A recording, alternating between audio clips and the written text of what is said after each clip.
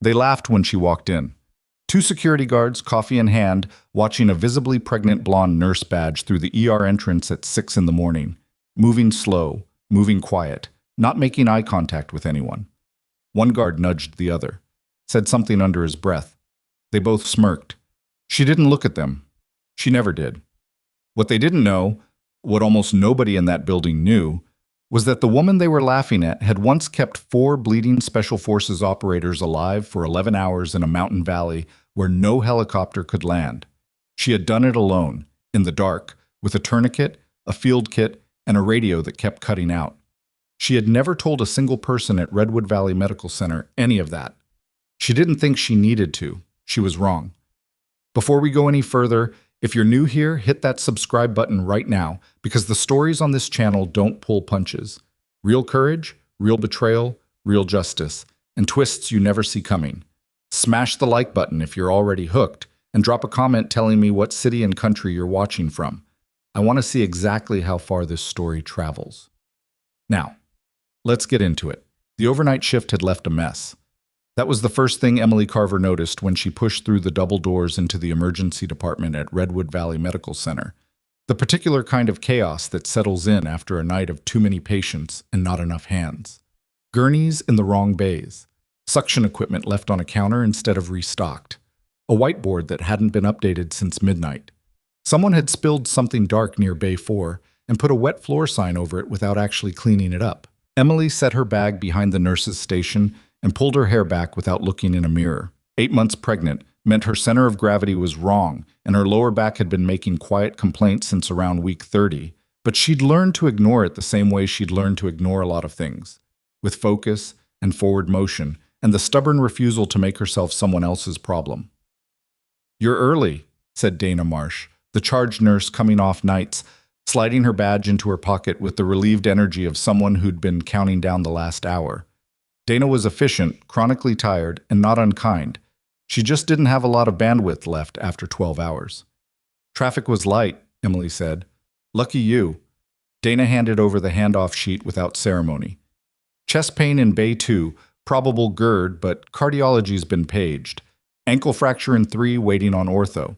The guy in 6 is a frequent flyer. Back pain. Nothing acute. He's going to ask for the same medications he always asks for, and you already know the answer." She paused, glancing once at Emily's midsection. "You good?" "Fine." "You sure? Because Dr. Harlan was asking earlier whether you had a note clearing you for full duty." Emily looked up from the sheet. "I have a note?" "I know you have a note. I'm just saying he was asking." There was a version of this conversation Emily had now had 6 or 7 times in the past 3 weeks, always with the same shape. Someone raising the question of whether she should still be here, framing it as concern, meaning something slightly different underneath. She understood it. She also didn't particularly want to stand at the nurse's station at 6 in the morning, having it again. "Tell Dr. Harlan." "I said good morning," Emily said, and moved toward Bay 2.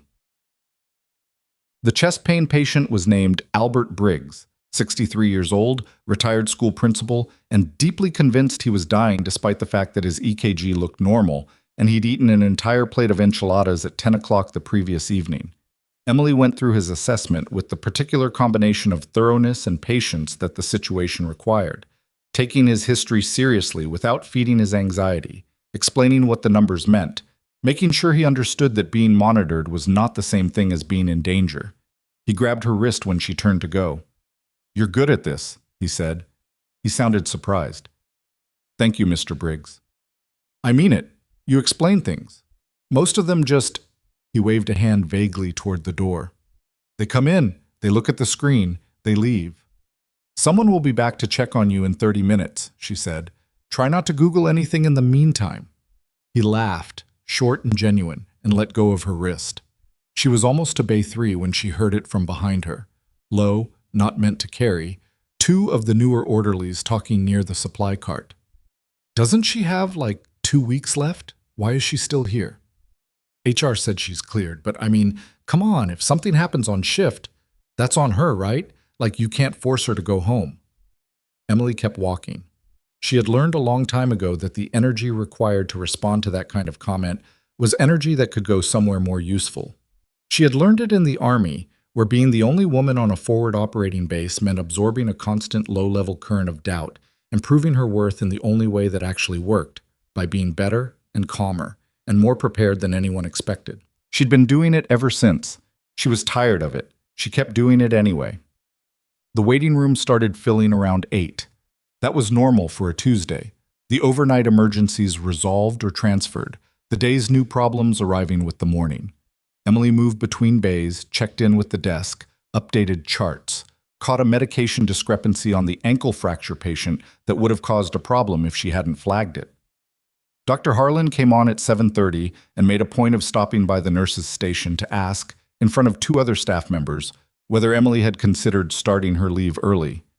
"I've got 6 weeks after delivery," she said, keeping her voice level. "I'd like to use them after." "Of course. Of course." He nodded, his expression doing the particular thing that some doctors' expressions did when they'd already made up their mind but didn't want to say so directly. "I just want to make sure you're not overextending yourself." "Noted," she said. She watched him walk away and didn't let her face do anything until he'd turned the corner. The man came in at 9:47. Emily noticed him before she noticed the dog, which wasn't the usual order, because the dog was a 90-pound Belgian Malinois on a military-grade leash, and it tended to register on people's attention immediately. But it was the man who caught her eye first. He moved the way certain people moved, with the specific, unhurried attention of someone who was always checking exits, always aware of angles, not tense, not aggressive, just present in a way that most people weren't.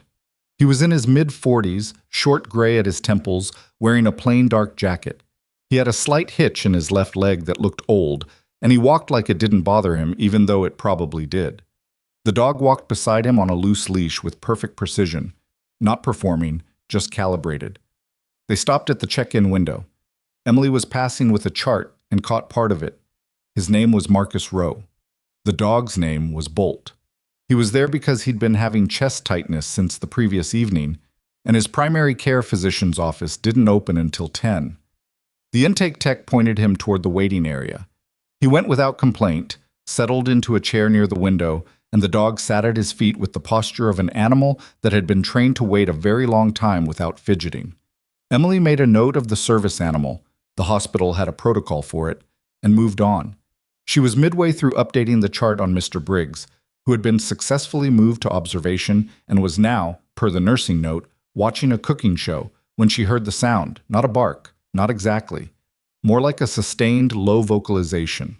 Not distress, not aggression, just pointed. Deliberate. She looked up. Bolt was standing. The dog was no longer at Marcus Rowe's feet. He was standing at the edge of the waiting area, leash fully taut, facing the corridor leading toward the nurse's station. His focus was absolute and strange. Not on a person in the waiting room, not on the exit, not on anything Emily could immediately identify. Then he looked directly at her. She stopped. The dog held her gaze for 2 full seconds, which was long enough to feel unusual, then looked pointedly down at the floor in front of him and back up at her face. "Bolt." Marcus Rowe's voice was quiet and controlled. "Sit." The dog didn't sit. Marcus stood up. His expression had shifted. The neutral patience replaced by something more alert, more careful. He looked at his dog and then at Emily, in a way that said he was running a calculation she wasn't seeing. "I'm sorry," he said, walking toward the desk. "He doesn't do this." It's all right, Emily said, because it was. And because she'd been around enough working dogs to know that pressing discipline in a moment like this often made things harder. "What's his background?" "Military, search and detection. He's retired. Well, semi-retired." Something shifted in Marcus's voice. Not warmth exactly, but something adjacent to it. "He was trained for medical alerts about 4 years ago. Long story. Point is, he doesn't usually go off unless—" He stopped. "Unless what?" Emily asked. Marcus looked at her with an expression she couldn't quite read. "Unless he thinks something's wrong." The dog was now standing directly in front of Emily, not touching her, not pawing at her, just standing with that same absolute, uncanny focus aimed at her midsection. Emily looked down at him. Her lower back had been aching since about 8 o'clock, which she'd attributed to the usual pregnancy complaints compounded by a full shift on her feet. She had a headache behind her right eye that had started around 9, which she'd attributed to the lighting and the fact that she hadn't eaten enough. Her hands had felt slightly swollen since yesterday, which she'd attributed to fluid retention. She'd attributed a lot of things lately. "What kind of medical alerts?" she asked. "Blood pressure," Marcus said. "Preeclampsia specifically. His previous handler, she had a bad pregnancy. He picked up on it before the monitors did. Twice." He paused. "The doctors thought we were crazy the first time." Emily held very still. "The second time," Marcus said. "They didn't, son." She told herself it was nothing. She finished her assessment of a new patient, a 17-year-old with a possible concussion from a soccer collision, and did it well, did it completely, didn't let her attention drift. But some part of her was tracking, in the background, the weight of what Marcus Rowe had said. Tracking the headache. Tracking the ache in her lower back that had moved, in the last 20 minutes, from dull to something with more character. At 10:15, she went to the break room under the pretense of getting water, sat down at the small table by the wall, and took her own blood pressure with the cuff that lived in the cabinet above the sink. She looked at the numbers. She looked at them again. 162 over 108. She sat there for a long moment with the cuff still on her arm and the break room quiet around her and the noise of the ER filtering through the walls. Then she got up, went back to the floor, walked to the nurse's station, and pulled up her own chart. She was a patient of the hospital's OB practice, Dr. Linda Sato, who had an office 2 floors up and who had been telling her for the past 2 appointments that her pressures were trending in a direction we should watch. The last visit had been 10 days ago. Dr. Sato had said to come in sooner if she developed a headache that wouldn't go away. She hadn't made the appointment. She'd been working. Emily stood at the nurse's station with the cursor on the internal referral field and thought about what it would mean to flag herself right now. Thought about the expressions on her colleagues' faces. Thought about Dr. Harlan, who had been asking about her duty status 2 hours ago, and what he would say when he found out she'd been ignoring warning signs on her own chart. She thought about this dog sitting at Marcus Rowe's feet in the waiting room, watching the corridor with an attention that hadn't wavered. She typed the referral, sent it to the OB unit, marked it urgent. Then she went back to the waiting room and stopped in front of Marcus Rowe, who looked up at her with an expression that was watchful without being intrusive.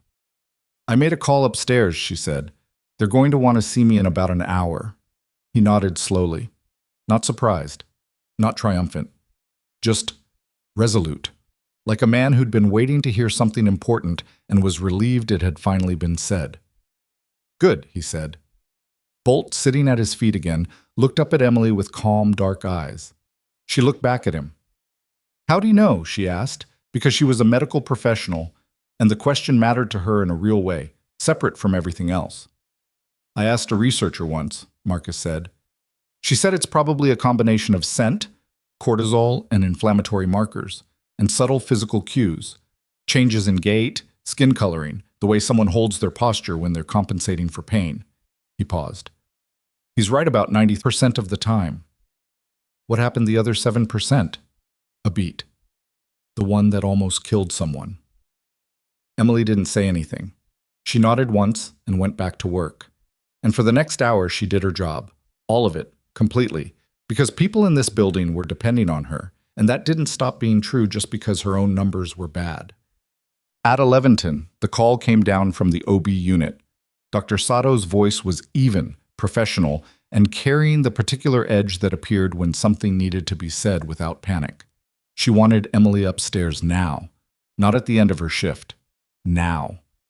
Emily handed off her patients to the day nurse, updated every chart, wrote thorough notes so that nothing would fall through when she left. Dana Marsh watched this process from the nurse's station with an expression that had shifted from tired professionalism into something closer to concern. "What's going on?" Dana asked. "BP," Emily said. "Upstairs wants to look." Dana's face did something complicated. "How high?" Emily told her. Dana was quiet for a moment. "Emily, I know." "Why didn't you?" "Because I was at work," Emily said, with a precision in her voice that wasn't anger, just exactness. "And I thought it was normal variance." Dana didn't push it. She just walked Emily to the elevator. In the waiting room as Emily passed, Marcus Rowe stood up. He didn't say anything. He just stood and nodded. The small, particular acknowledgement of one person recognizing another person's decision to stop pretending they were fine. Bolt watched her go. The OB unit on the fourth floor was quieter than the ER, all muted tones and lower voices, and Dr. Linda Sato met Emily at the elevator looking like someone who'd cleared her schedule, which was either reassuring or alarming depending on how you looked at it. "When did this start?" she asked, already moving toward a monitoring room. "The headache? This morning. The swelling in my hands? Yesterday. Blood pressure checks at home?" Emily stopped. "I should have been checking." "Yes, you should have." Dr. Sato said it without cruelty, just fact. "Get on the monitor. Let's see where we are." The monitor was worse than the number Emily had taken herself. Her pressure had climbed in the hours since 168 over 112 now, with a spike in the protein numbers from a urine screen that came back in 11 minutes. Dr. Sato studied the results with the focused stillness of a physician running through decision trees. "This is severe range," she said. "I want to consult for maternal fetal medicine, and I want it in the next 30 minutes. "What are we looking at?" "Preeclampsia with severe features." Dr. Sato looked at her directly, the kind of eye contact that meant she was about to say something she needed Emily to actually hear, not just process clinically. "You're at 34 weeks. If this doesn't stabilize, we're looking at delivery today." Emily sat with that. She was a medical professional. She knew what preeclampsia with severe features meant in terms of risk profiles. She knew the maternal and fetal mortality numbers. She knew what could happen if a seizure came before anyone was positioned to stop it. She also knew that 20 minutes ago she had been on the floor, assessing patients, moving between bays, and attributing her symptoms to fatigue and third trimester complaints. "Okay," she said. "Okay?"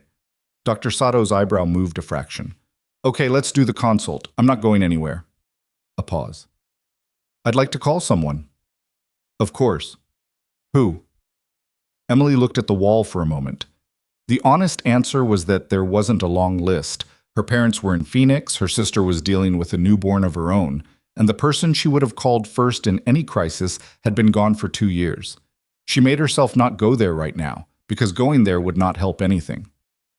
"There's a man in the ER waiting room," she said. "He has a dog, Marcus Rowe. Can someone let him know I've been admitted?" Dr. Sato looked at her with an expression that said she had questions and would ask none of them right now. "I'll send someone down." "What?" 40 minutes later, Marcus Rowe was standing in the hallway, outside Emily's monitoring room with Bolt sitting beside him, when 2 men in Army field uniforms came off the elevator. Not unusual for a Tuesday at a Colorado hospital near a military installation.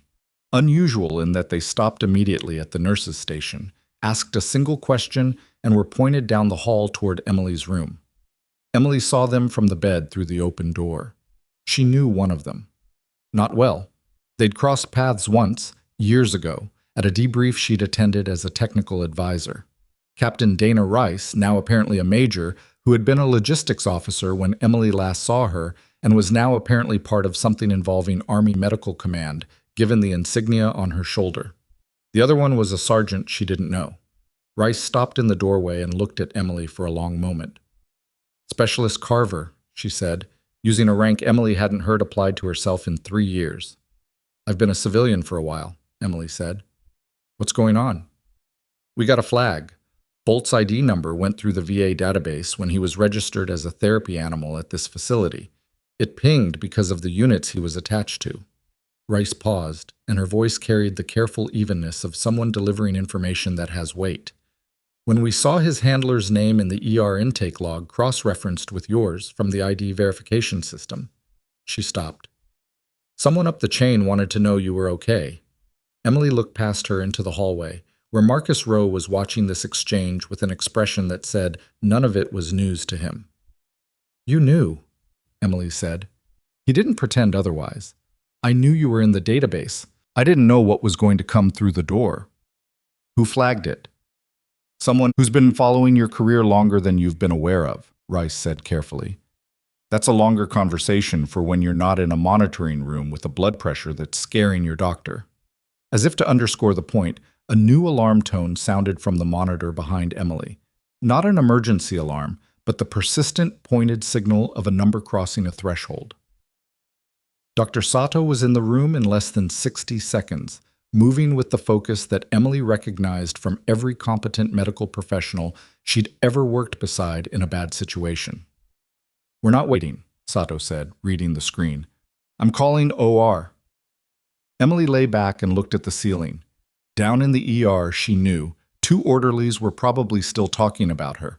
Dr. Harlan might be telling someone in passing that he'd always thought she should have started her leave earlier. The whiteboard near Bay 4 might still need updating. None of it seemed particularly important from here. "All right," she said, and felt the particular focused calm that had always come over her in moments when decisions stopped being choices and became the only available path forward. She'd felt it on a mountainside once, in the dark, with 4 bleeding men and a radio that kept cutting out. She'd gotten everyone out that night. "Let's go," she said, and meant it.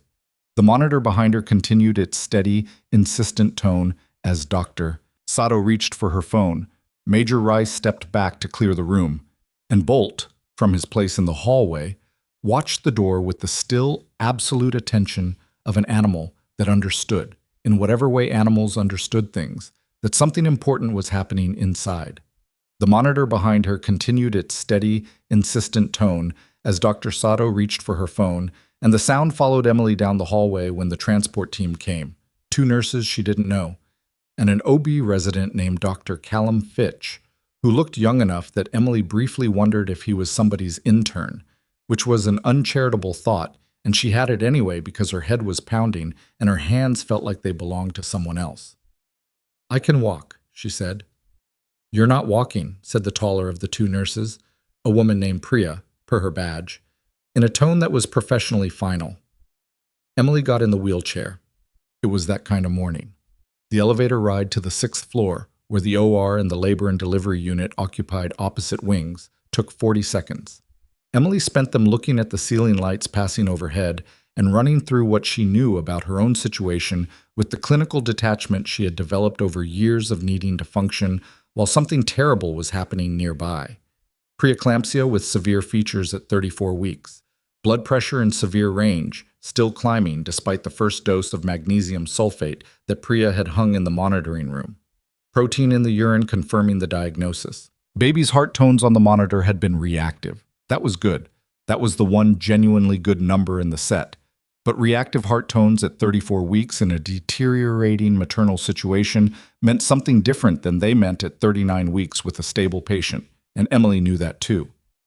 What she was working to not think about was the other thing, the thing that lived underneath all the clinical processing, in the part of her that was not a nurse and not a former Army medic, and not a professional who had been trained to stay functional under pressure. The part of her that was just a 31-year-old woman who was about to deliver a baby alone, in a hospital where most of her colleagues thought she was a liability, in a city where the only people who'd come through the door to check on her were soldiers she barely knew. She pressed that down and let the clinical layer do its work. Dr. Fitch was reading her chart on a tablet as they moved, asking questions in the clipped, efficient way of a resident who had learned to gather information while doing 3 other things simultaneously. "Any prior hypertension?"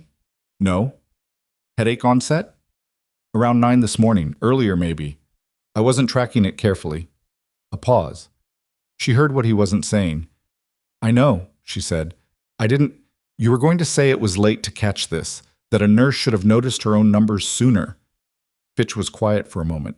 To his credit, he didn't deny it or dress it up. "It happens more than you'd think. Medical people are bad patients." "I know that too." The wheelchair turned a corner and the OR wing doors came into view, and Emily felt the particular closing down sensation of a situation that had moved past the point where her choices mattered and was now purely about execution, about the people around her doing their jobs correctly, and her doing the one job left to her, which was to stay as stable as possible and not make it harder. She was good at that job, at least. They had her on the OR table with a spinal block in place, and the drape up by 11:58, which was fast. It was fast because Dr. Sato had moved the scheduling coordinator off 3 elective cases and called in her attending partner, Dr. Raymond Ochoa, to assist, which meant 2 senior OBs working on Emily instead of 1, which was either reassuring or alarming, and Emily had decided it was reassuring because the alternative wasn't useful. The spinal made her lower body disappear, which was strange in the way it was always strange. Not painful, just absent, like half of her had simply stopped reporting. She lay there with her arms out and the drape blocking her view and listened to the sounds of the room. The soft percussion of instrument trays, the ventilator cycling, Dr. Ochoa's voice talking to the scrub tech about something unrelated to her that she processed as background noise. "You doing okay?" Dr. Sato appeared above the drape, looking down at her with the focused, even expression of a surgeon who was already thinking 3 steps ahead, but had paused long enough to ask a human question.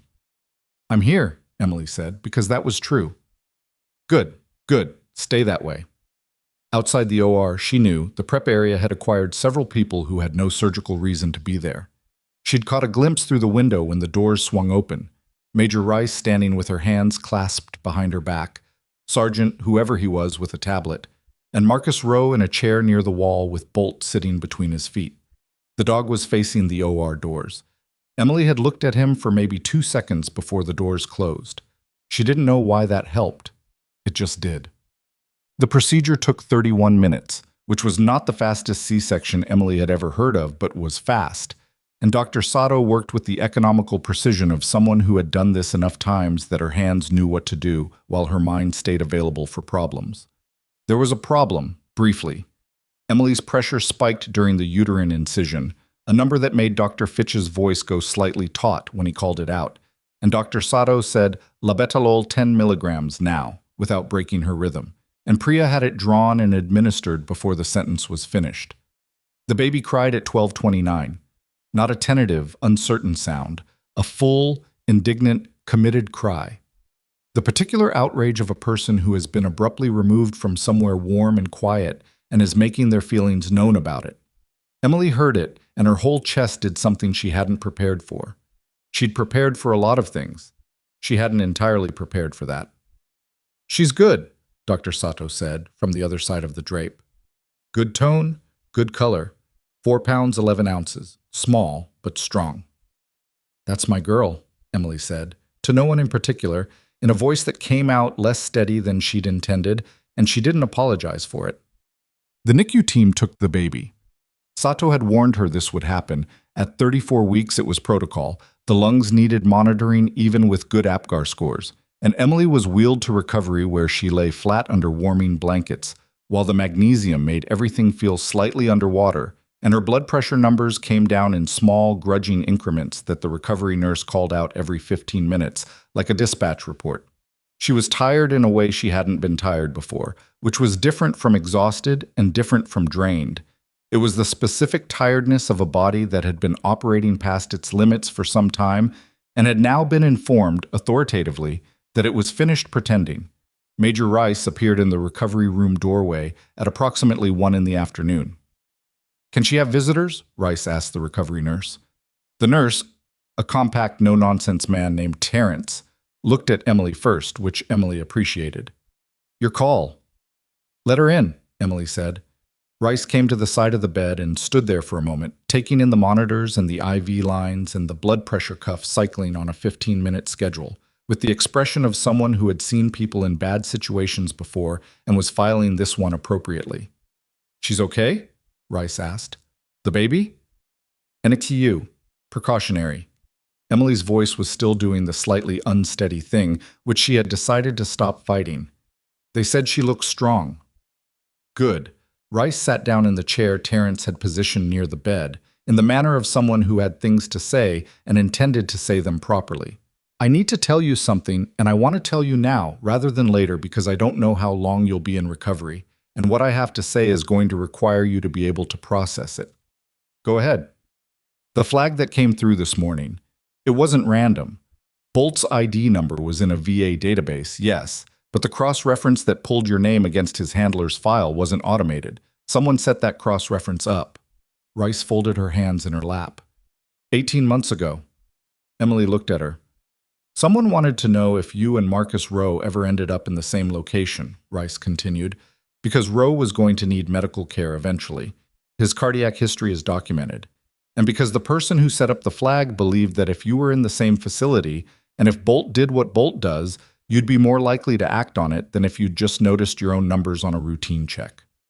Emily processed this. Her brain felt slower than usual. The magnesium, the blood loss, the specific fog of a body in recovery mode. But she got there. Someone arranged for me to be identified. Someone arranged for you to be protected, Rice said carefully. Without your knowledge, which I understand is a complicated thing to hear. Who? Rice reached into the breast pocket of her jacket and took out an envelope, sealed, the kind of thick cream-colored paper that suggested age or formality, or both. Emily's name was written on the front in handwriting she didn't immediately recognize. She left it 18 months ago, Rice said, with instructions that it be delivered if any of a list of specific circumstances occurred. You being hospitalized was on the list. Emily looked at the envelope. She didn't take it yet. Who is she? She asked, although some part of her was already moving toward the answer. Something in Rice's careful use of the past tense, and the age of the envelope, and the specific weight of the way Marcus had talked about the researcher who'd explained Bolt's training. Her name was Captain Diane Waller, Rice said. Army Medical Specialist Corps. She trained the unit Bolt was originally assigned to, and she kept track of every medic who came through her program. A pause. She passed away 14 months ago, pancreatic cancer. She spent the last months of her career making sure certain people had what they needed, even if they wouldn't accept it directly. The recovery room was quiet except for the monitor and the sound of Terrence moving in the hallway. Emily reached out and took the envelope. She didn't open it. She set it on the blanket over her chest and looked at the ceiling and thought about a woman she had never met who had apparently been watching her career from a distance and had arranged, across the gap of her own mortality, for Emily to be found on a morning when she might otherwise have worked through symptoms that could have killed her. She never contacted me, Emily said. She said you wouldn't have accepted it if she had. Direct intervention. Rice's voice was even. She said you were, and I'm quoting, the most competent and most stubborn person this program produced, and those two things are going to get her killed someday unless someone is sneaky about it. Emily almost laughed. It hurt her incision slightly. That's fair, she said. By 2:30, she had been moved to a postpartum room. Her blood pressure was coming down into a range that Dr. Sato was still watching closely, but no longer watching with that particular quality of readiness that meant she expected to be called back at any moment, and Emily had met her daughter.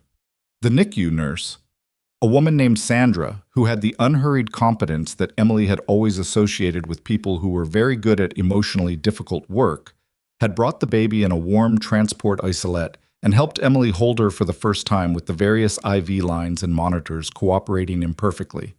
The baby was small and red-faced and fiercely alive, with a grip strength that was surprising for 4 pounds 11 ounces. Emily held her for 6 minutes before Sandra said she needed to go back to the NICU, and those 6 minutes were not something Emily was going to find words for anytime soon.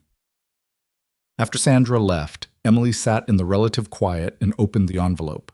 The letter inside was 2 pages, handwritten, from someone who'd had a doctor's precise and slightly cramped script. Emily read it twice. She wasn't going to share the contents of it with anyone, at least not yet, but when she put it back in the envelope, her hands were not entirely steady, and she sat there for a while after, not thinking about anything in particular, which was unusual for her. Marcus Rowe appeared in the doorway at 3, Bolt just behind him. "They said you could see me," she said. It wasn't a question. "The charge nurse up here is more flexible than I expected," he said. "Also, Bolt has papers." He sat in the chair near the window. The same distance, the same unhurried posture as in the ER waiting room. And Bolt settled between his feet with the dog's characteristic stillness. "I read the letter," Emily said. He nodded. "She set all of this up." "She set the conditions," Marcus said. "She couldn't know how any of it would go. She just removed the barriers, so that if the right things happened, they could." Emily looked at him. "How long did you know who I was?" "I looked at the ID verification when I signed Bolt in." He was straight about it, not defensive. "Your name flagged in my memory. I'd seen your file. Waller showed it to me about 2 years ago. Said she had someone she wanted Bolt to eventually meet." He paused. "She didn't tell me why or when, just that if it happened, I should let him work. And if I'd been fine, if he'd flagged it wrong, then we'd have ruled out a problem and I'd have gone home with a normal EKG." He looked at the window. "He's in the 7% occasionally. 93 today, though." "Yeah," Marcus said quietly. 93 today. The knock on the door came at 4:15, and it was not anyone Emily was expecting. She was expecting, vaguely, Dana Marsh, who had texted twice, both messages carrying the particular frequency of guilt that Emily had decided to address later. She was expecting possibly Dr. Sato for an evening check. She was not expecting Dr. Harlan, who appeared in the doorway in his white coat with his hands in his pockets, and the expression of someone who had rehearsed something and was now uncertain about the delivery. He looked at Marcus. He looked at the dog. He looked at Emily in the hospital bed. "I heard what happened," he said. Emily said, which was neutral enough to mean anything. "I wanted to—" He stopped, restarted. "I was told that the Army officers who came this morning were here specifically about you." "That's right." "Can I ask—" "You can ask," Emily said. "I may not answer." It was the first time she'd said anything remotely direct to Harlan in the 3 weeks she'd been enduring his questions about her fitness for duty, and she watched it land. He shifted his weight slightly. Are you connected to the military in some way? Beyond just working here?" "I served," Emily said. "I'm discharged. That's publicly available information if you know where to look." "The officers seemed to know you." "Some of them know of me." She held his gaze. "Dr. Harlan, what did you come here to say?" Another pause. "I was a man who was accustomed to being the most certain person in a room, and something about the current configuration. The woman who was his subordinate 8 hours ago, now lying in a hospital bed with an IV in her arm and a soldier in her visitor's chair and a military working dog on the floor, had disrupted his usual settings. "I came to say I'm glad you're okay," he said, and to his credit, he meant it. It was just that he also meant the other things he wasn't saying, the things Emily could read underneath the professional concern, and they did not entirely coexist. "Thank you," she said evenly. He left. Marcus waited until the footsteps faded down the hall. "Who was that?" "My boss," Emily said. "He spent the last 3 weeks suggesting I should go on leave." "Were you showing symptoms then?" "Probably," Emily said. "I wasn't checking." Marcus didn't say anything, which was the right response. "He's not wrong that I should have been checking," Emily said. "He's just—" the way he asked it, every time in front of people, like he was building a record. She paused. Like he wanted documentation that he'd raised concerns, in case something went wrong. In case something went wrong, meaning, in case I made an error on a patient, in case something happened that he could point to and say, "I told you she shouldn't have been here." Her voice was matter-of-fact. She'd thought about it enough that the anger had largely converted into something cooler. He wasn't wrong about the risk. He just had the wrong motivation. At 6 in the evening, Sergeant Kayla Torres, the soldier Emily hadn't recognized that morning, came back to the room alone, without Rice, with a folder under her arm, and the purposeful energy of someone who had been given a task and was completing it. "Major Rice sends her apologies," Torres said. "She had to report back to command. She asked me to give you this." The folder contained a single sheet of paper, a memorandum from Army Medical Command, dated that day, formally acknowledging Emily's prior service record and noting that the review of her separation documentation, something Emily had been tangentially aware of as a pending administrative process, but had not actively pursued, was now considered complete and corrected. Emily read it twice. It was dense with bureaucratic language, but the substance was clear. There had been errors in her separation record, errors that had, among other things, resulted in certain commendations from her service being improperly omitted from her official file. The memorandum did not specify who had initiated the review, but the timeline, 18 months ago, was the same as everything else that had apparently been set in motion around the same time. "What does this mean practically?" Emily asked Torres. "It means the record is right now," Torres said. "What you do with that is your call, but it's there."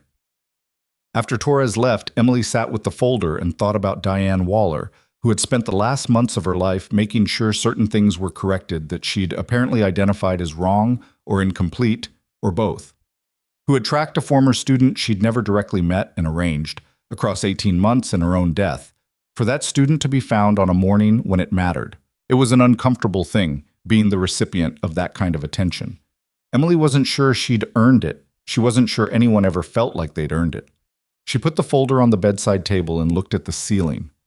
Down the hall, in the NICU, her daughter was in a warming isolette, breathing on her own, apparently making her feelings known to the night shift nurses at fairly regular intervals. Sandra had reported this with an expression that suggested the baby had a strong personality, and Sandra respected that. Emily had not yet chosen a name. She'd had a list, 6 names, written in a notebook in her apartment, and she'd been rotating through them for weeks without arriving at certainty.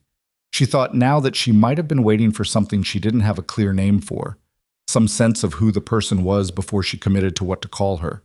She had a better sense now.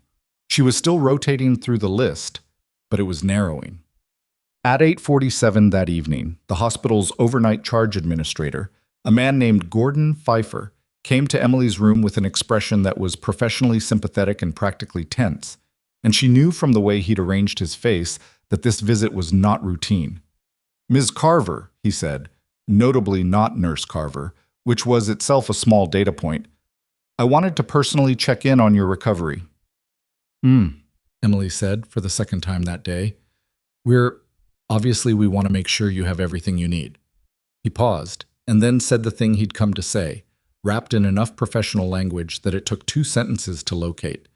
The hospital administration had been made aware that military personnel had visited Emily and that certain documentation had been provided, and the administration wanted to understand the nature of that documentation before, he paused again here, before anything became, as he put it, unnecessarily public.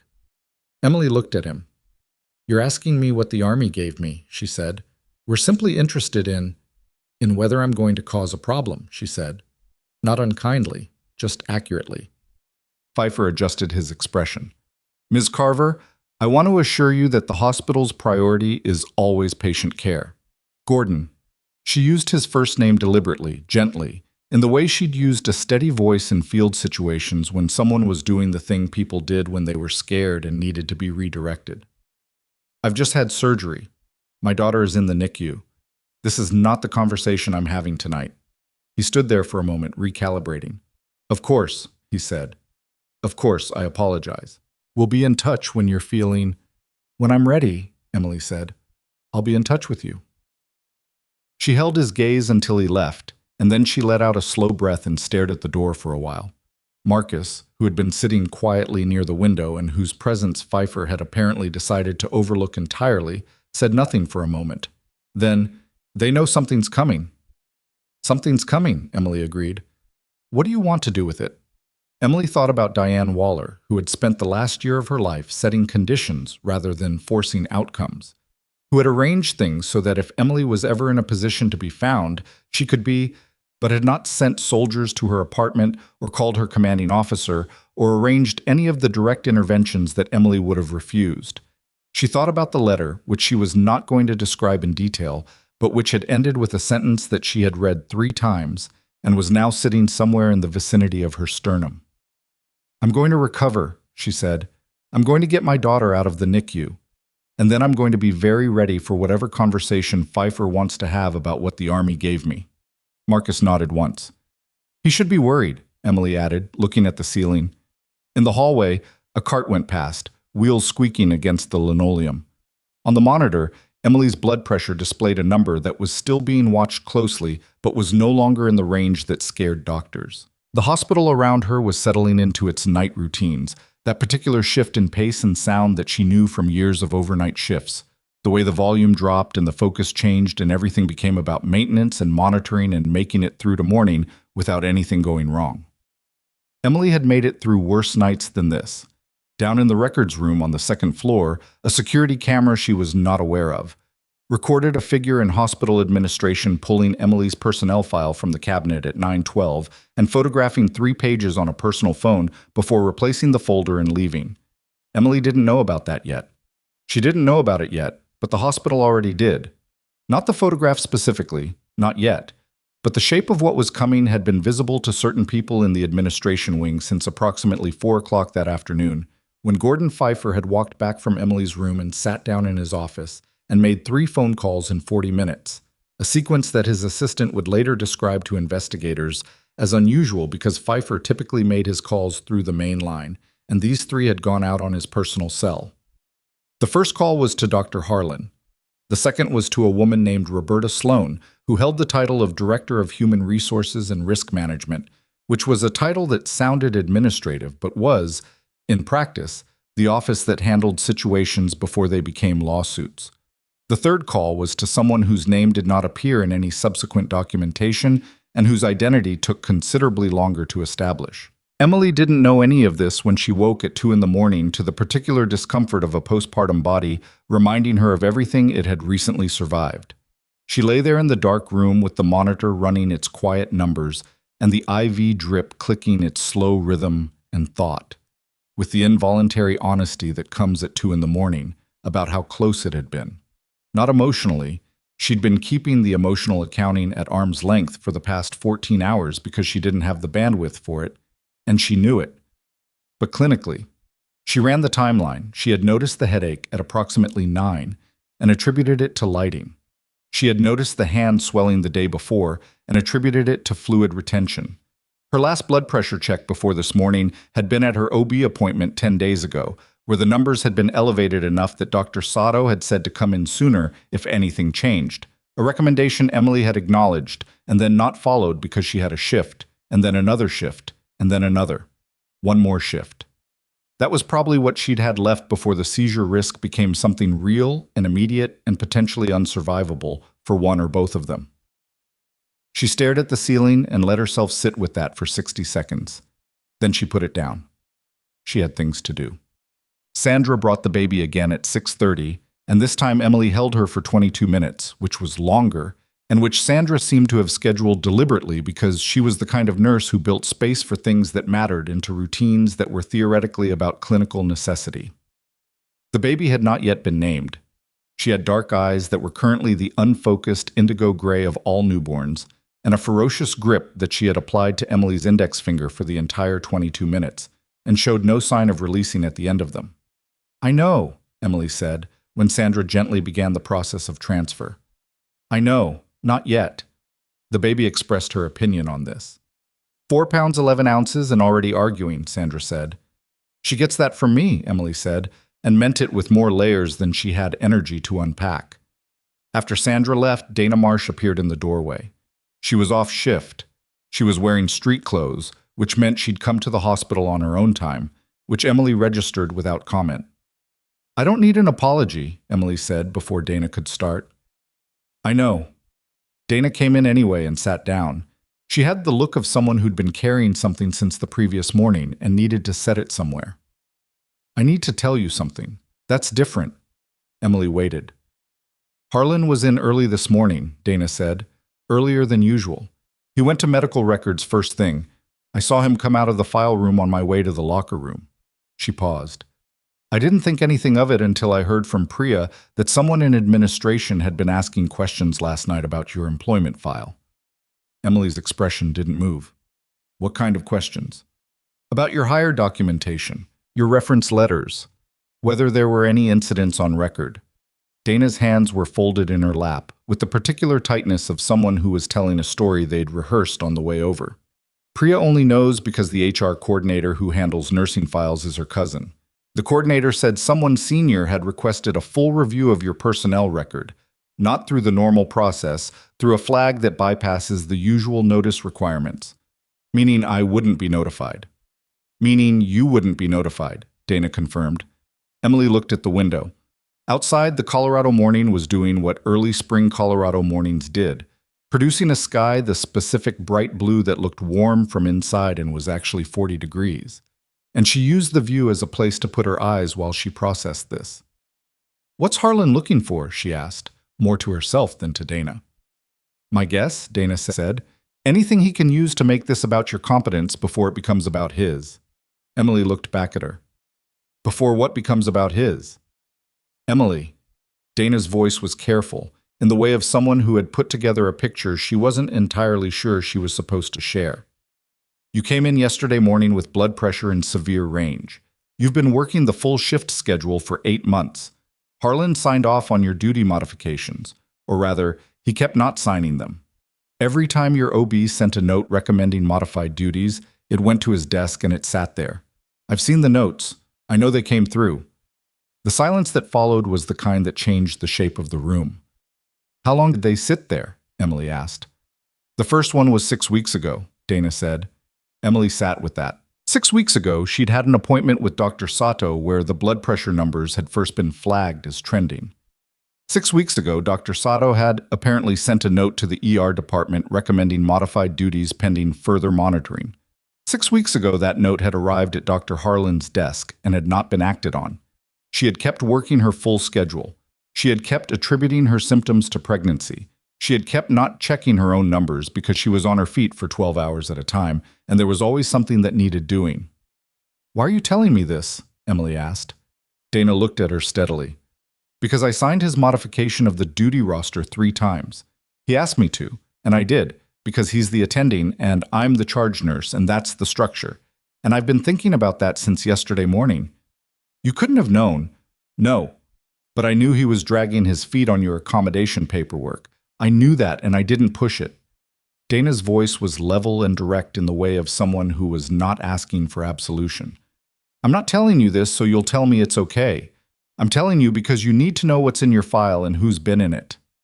Marcus arrived at 9 with 2 coffees he wasn't allowed to bring past the nurse's station, and which appeared in Emily's room anyway, accompanied by no explanation, and the brief expression of a man who'd been in enough situations where rules bent under sufficient intention. He also brought Sergeant Torres, which Emily hadn't expected. Torres set a laptop on the bedside tray table and turned it to face Emily with the directness of someone who'd been asked to brief a patient and had decided the patient could handle being briefed properly. "Major Rice asked me to update you," Torres said. "The memorandum we gave you yesterday, the correction to your separation record, that's been formally processed and logged. Your full commendation record is now part of your official file." She tapped the laptop screen, which was showing a military records portal. "That includes the Meritorious Service Medal you were awarded after the Karwar extraction, which had been incorrectly processed as a unit citation rather than an individual award." Emily looked at the screen.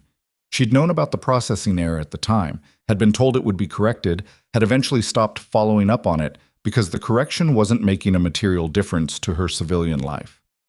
"Why now?" she asked. "Captain Waller initiated the review 18 months ago," Torres said. "It's been moving through the correction process since then. Yesterday's events accelerated the finalization." She paused. "Major Rice also wanted you to know that Army Medical Command has formally acknowledged Bolt's role in identifying a medical emergency that, per the attending physician's documentation, presented significant risk to maternal and neonatal life. That acknowledgement is on record." "Why does that matter?" Emily asked. Torres and Marcus brief look. "Because Redwood Valley Medical Center is a VA-affiliated facility," Marcus said, "which means Army Medical Command has oversight interests in its operations, specifically in situations where its former personnel are receiving care." Emily looked at him. "Someone in Army Medical Command is paying attention to what happens here," he said more plainly, "and they have institutional standing to ask questions." She understood then, the full shape of it. Waller had not just corrected a record. She had positioned Emily, through the record correction and the formal acknowledgement of the emergency, at the intersection of military and civilian oversight in a way that the hospital's administration was going to find very difficult to navigate around. "She thought of everything," Emily said quietly. "She had 14 months to think," Marcus said, without sentimentality. At 11:15, Roberta Sloan arrived. Emily had been half expecting her since Dana's visit, and she'd spent the intervening hours in the particular way she'd learned to spend time before situations she needed to be sharp for. Not strategizing obsessively, which was its own kind of spiral, but doing something physical and present. She'd walked the hallway twice with Terrence at her elbow and the IV pole rattling beside her. She'd eaten the breakfast that appeared on her tray without focusing on it.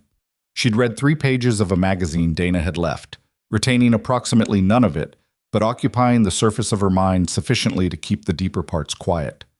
Sloan was in her late 50s, impeccably dressed for a hospital administrator in the way that always struck Emily as slightly performative, the kind of tailored presentation that was meant to signal authority in rooms where authority might otherwise be contested. She came in alone, without Pfeiffer, and she sat down in the chair Marcus had vacated 5 minutes earlier with the practiced ease of someone who was very good at occupying spaces as though she'd always belonged in them. Ms. Carver, she said, I want to begin by saying that the entire hospital family is relieved that you're recovering well and that your daughter is doing so beautifully. Thank you, Emily said, with the same neutral precision she'd applied to Harlan and Pfeiffer. I also want to be transparent with you. Sloane settled her hands in her lap in a way that was probably calculated to look open and candid. We've become aware that you received some documentation from military representatives yesterday, and we want to make sure we understand the full context of your situation so we can support you appropriately going forward. Emily let a beat pass. What would you like to know? We understand that your prior military service was perhaps more extensive than what appears in your employment application. A pause. We want to make sure our records are accurate. My employment application asked whether I had prior military service, Emily said. I said yes. It didn't ask for a detailed service history. Of course. Sloane's expression was doing something careful with its edges. I only raise it because, well, there's been some discussion at the board level about whether there were any lapses in our accommodation process during your pregnancy. We want to get ahead of any. We want to understand the full picture. There it was. Not quite an admission, not quite an offer. The opening move of an institution that had identified a liability and was trying to determine whether to manage it internally before it became unmanageable externally. Roberta, Emily said. First name, same deliberate register as she'd used with Pfeiffer. I'm 3 days post-operative, my daughter is in the NICU, and you're here to find out whether I'm going to sue the hospital. I understand that, but I'm not ready to have this conversation yet. When I am, I'll contact legal counsel and we'll do it properly. Sloane's expression recalibrated. We're not suggesting I know what you're suggesting, Emily said evenly. I appreciate the visit. Sloane left. She took 12 seconds longer to gather herself than she'd taken to sit down, which was its own kind of information. Dr. Sato came by at noon for a clinical check, running through Emily's vitals with the focused efficiency that Emily had come to appreciate as Sato's baseline mode. And at the end of it, she sat down and looked at Emily with an expression that was medical and also something else. Your pressures are tracking down appropriately, she said. I want to keep you another 3 days minimum, then we'll reassess based on how things look with the baby's feeding progress. A pause. HR called me this morning. Emily waited. They wanted to know if I'd documented the accommodation note I sent 6 weeks ago, Sato said. I told them yes. I also told them it was in my outgoing communications log with a read receipt from Harlan's email address. She looked at Emily steadily. I want you to know that I have that documentation and I have no intention of allowing it to disappear. Why are you telling me? Because 6 weeks ago I sent a note and then didn't follow up when nothing changed, Sato said, in the flat voice of someone who had run this accounting already and arrived at a number they didn't like. I'm not Harlan, but I also didn't push. Emily looked at her. Is this an apology? It's a statement of fact. What you do with it is your choice. Sato stood. For what it's worth, what I saw on that monitor when you came upstairs, you were much further along than you'd have been if someone had acted on that note in week 30. She left. Emily sat with the accumulation of it, Dana's visit, Torres's briefing, Sloane's probe, Sato's admission, and felt the outline of something taking shape that was larger than her own situation. A record correction that had been submitted 18 months ago. A formal military acknowledgement filed the previous afternoon. On attending physician with a documented read receipt. A charge nurse with direct knowledge of the duty roster. And somewhere in the administrative wing, a man who had photographed 3 pages of her personnel file at 9:12 the previous evening, apparently not aware that hospital security cameras covered the records room from 2 angles. She knew about the camera because she'd worked in this building for 14 months, and she paid attention to things. She picked up her phone and made a call. The woman who answered was named Veronica Hale, and she was an attorney whose number Emily had kept in her contacts for 2 years without ever using it. The kind of contact you keep because someone who knows you well suggests you might need it someday, and you hope they're wrong, and eventually you find out they weren't. I need to talk to someone about a situation, Emily said. I have documentation, I have witnesses, and I think the other side is currently trying to build a record to use against me before I can use mine. Where are you? Veronica Hale asked. Hospital, postpartum unit. A pause. I had a baby 3 days ago, and my employer may have contributed to a near-fatal complication through documented negligence, and I need to know what my options are. A beat. I'll be there at 4, Hale said. Veronica Hale was not what Emily had pictured, which was probably its own kind of bias on Emily's part. She'd expected someone in a suit, someone with the deliberate authority presentation that Sloane had been performing that morning. Hale arrived in slacks and a cardigan with reading glasses pushed up on her head and a canvas bag that was making structural complaints about its contents. And she sat down and opened a legal pad and looked at Emily with the direct, slightly uncomfortable attention of someone who was going to need the whole truth and knew that getting it required a particular kind of witness readiness. "Tell me everything," Hale said. "Start from when you were hired. Don't edit." Emily told her everything. It took 45 minutes. Hale asked 8 questions during the 45 minutes, none of which were about whether Emily had done anything wrong. All of them were about dates, documentation, names, and the specific language of exchanges Emily could remember clearly enough to reconstruct. By the end of it, the legal pad had 4 pages of dense notes, and Hale was looking at Emily with an expression that was professional and also impressed in a contained way. "The read receipt alone is significant," Hale said. "If Harlan's email address received that accommodation note and no action was taken for 6 weeks, that's not an oversight, that's a pattern, if we can show other instances of the same thing." "I'm not the only pregnant nurse who's worked his floor," Emily said. "No," Hale agreed. "You're just the one with a military record that creates federal jurisdiction questions and an Army Medical Command acknowledgement filed the day after an adverse event." She tapped her pen on the pad. "This is going to be complicated for them." "They know that," Emily said. "That's why Sloane was here this morning." "What did she say?" Emily recounted it precisely. Hale wrote it down. "They're going to offer something," Hale said. "They're going to want to make this go away quietly." "I know." "Do you want it to go away quietly?" Emily was quiet for a moment. She thought about the modification note sitting on Harlan's desk for 6 weeks. She thought about Dana Marsh, who had known something was wrong with the accommodation process and had not pushed it. She thought about every nurse who'd worked Harlan's floor in the past 2 years and had their pregnancy, their illness, their limitations treated as administrative inconveniences to be managed, rather than human situations to be accommodated. "No," she said. Hale nodded, once, in the manner of someone who'd been hoping for that answer. Marcus came back at 6 with Torres again, and with someone new, a man in civilian clothes who introduced himself as Dr. Paul Reiner, from Army Medical Command's Inspector General Office, which was a title that made the afternoon's conversation suddenly make considerably more sense in retrospect. "We've been made aware of some concerns about this facility's accommodation practices as they relate to military-affiliated personnel," Reiner said, with the careful, neutrally delivered language of someone who had been doing this long enough to know which words carried weight and which ones created problems. "I want to be clear that this is preliminary.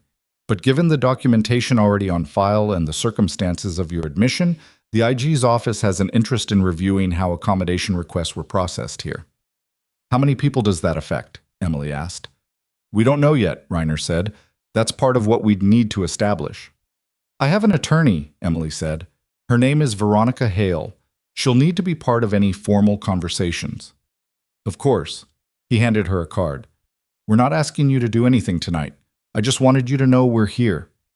After he left, Marcus sat in the chair and Bolt sat on the floor, and the room settled into the particular quiet of a situation in which a great deal had been put in motion and was now moving under its own weight. "Are you scared?" Marcus asked, which was a question Emily hadn't been expecting from him. She thought about it honestly, which was the only way the question deserved to be answered. "Not of them," she said. "Of what happens if I can't finish this? If something goes wrong with the baby and I lose the bandwidth? If they manage to put enough noise around my record that the real story gets buried?" "The record's corrected now," Marcus said, "officially." "Records can be complicated," Emily said. "People who want to complicate them have tools." She was thinking about the personnel file, photographed at 9:12, about what 3 pages contained that was worth risking a security camera for. She hadn't been able to get into the record system from her room. Her access was technically still active, but she didn't want to trigger any flags by pulling her own file from a postpartum unit login, and Hale had told her to let legal channels handle the document preservation. But something about those 3 pages was sitting in the back of her mind, the way an inconsistency in a patient's chart would sit. Not urgent yet, Not diagnostic yet, but there. Noted. At 9:47 that evening, Terrence appeared in her doorway with an expression that was professionally neutral and personally troubled. "Ms. Carver," he said, "someone from hospital administration just submitted a formal request to the medical records office. They're requesting a retrospective amendment to 2 entries in your OB chart from the past 6 weeks." Emily went very still. "Which entries?" she asked. "The entries documenting Dr. Sato's accommodation recommendations," Terrence said. "They're asking for the date stamps to be clarified." He said the word the way people said words when they meant something slightly different than the word itself. "Clarified," Emily repeated. "That's the language in the request." Terrence held her gaze. "I'm telling you because you're my patient, and I think you should know. The records office is required to notify the treating physician before any amendment is processed. Dr. Sato hasn't been reached yet." Emily reached for her phone. She called Hale first. Then she called Sato's direct line, which went to voicemail, and left a message with enough precision in her voice that anyone listening to it afterward would understand it had been recorded with full awareness that it might be listened to afterward. Then she sat back and looked at the door and thought about the distance between what was happening and what the people doing it thought they were getting away with, and the specific calculus of an institution that believed a woman in a postpartum bed was in a diminished position. She had been in worse positions than this. She had never been in one where she had less to lose. Across town, in an office building she'd never been to, a security consultant named Derek Foss, the person Pfeiffer had called on his cell at 4:15 the previous afternoon, was opening an encrypted file that contained 3 scanned pages from Emily's personnel record, a draft memo with Harlan's name in the header, and a set of instructions that, had anyone with appropriate legal knowledge seen them that evening, would have ended multiple careers before morning. He was halfway through reading the instructions when his office phone rang. He looked at the caller ID. It was a number he didn't recognize, with an 800 prefix that made him set down the file very slowly. He answered it. The voice on the other end identified itself as belonging to Special Agent Renata Moss of the Department of Defense Inspector General's office. And it said, in the pleasant and entirely inflexible tone of someone who had been doing this job for a long time, that Mr. Foss should not destroy, alter, or transmit any materials currently in his possession related to Redwood Valley Medical Center, and that an agent would be at his office at 8 o'clock tomorrow morning. Foss sat there for a long time after the call ended, with the encrypted file open on the screen in front of him and the 3 scanned pages beside it, in the specific paralysis of a man who has just understood that what he thought was a minor job has acquired a federal dimension he was not paid enough to navigate. In her postpartum room on the 4th floor, Emily did not know about Derek Foss or the phone call or the encrypted file. But in the morning, she was going to find out about all 3, and when she did, the expression on her face was going to be the same one she'd worn on a mountainside once, focused, steady, and completely without surprise. She found out at 7:43 in the morning. Torres came in before the breakfast tray, which was itself a signal. Torres was precise about timing in a way that read as military training rather than personal habit. And showing up 40 minutes ahead of a scheduled briefing meant something had moved overnight that couldn't wait for the scheduled briefing. She sat down without preamble and opened her tablet and turned it toward Emily. "Special Agent Moss made contact with Derek Foss at 9:51 last night," Torres said. By 10:20, Foss had agreed to full cooperation.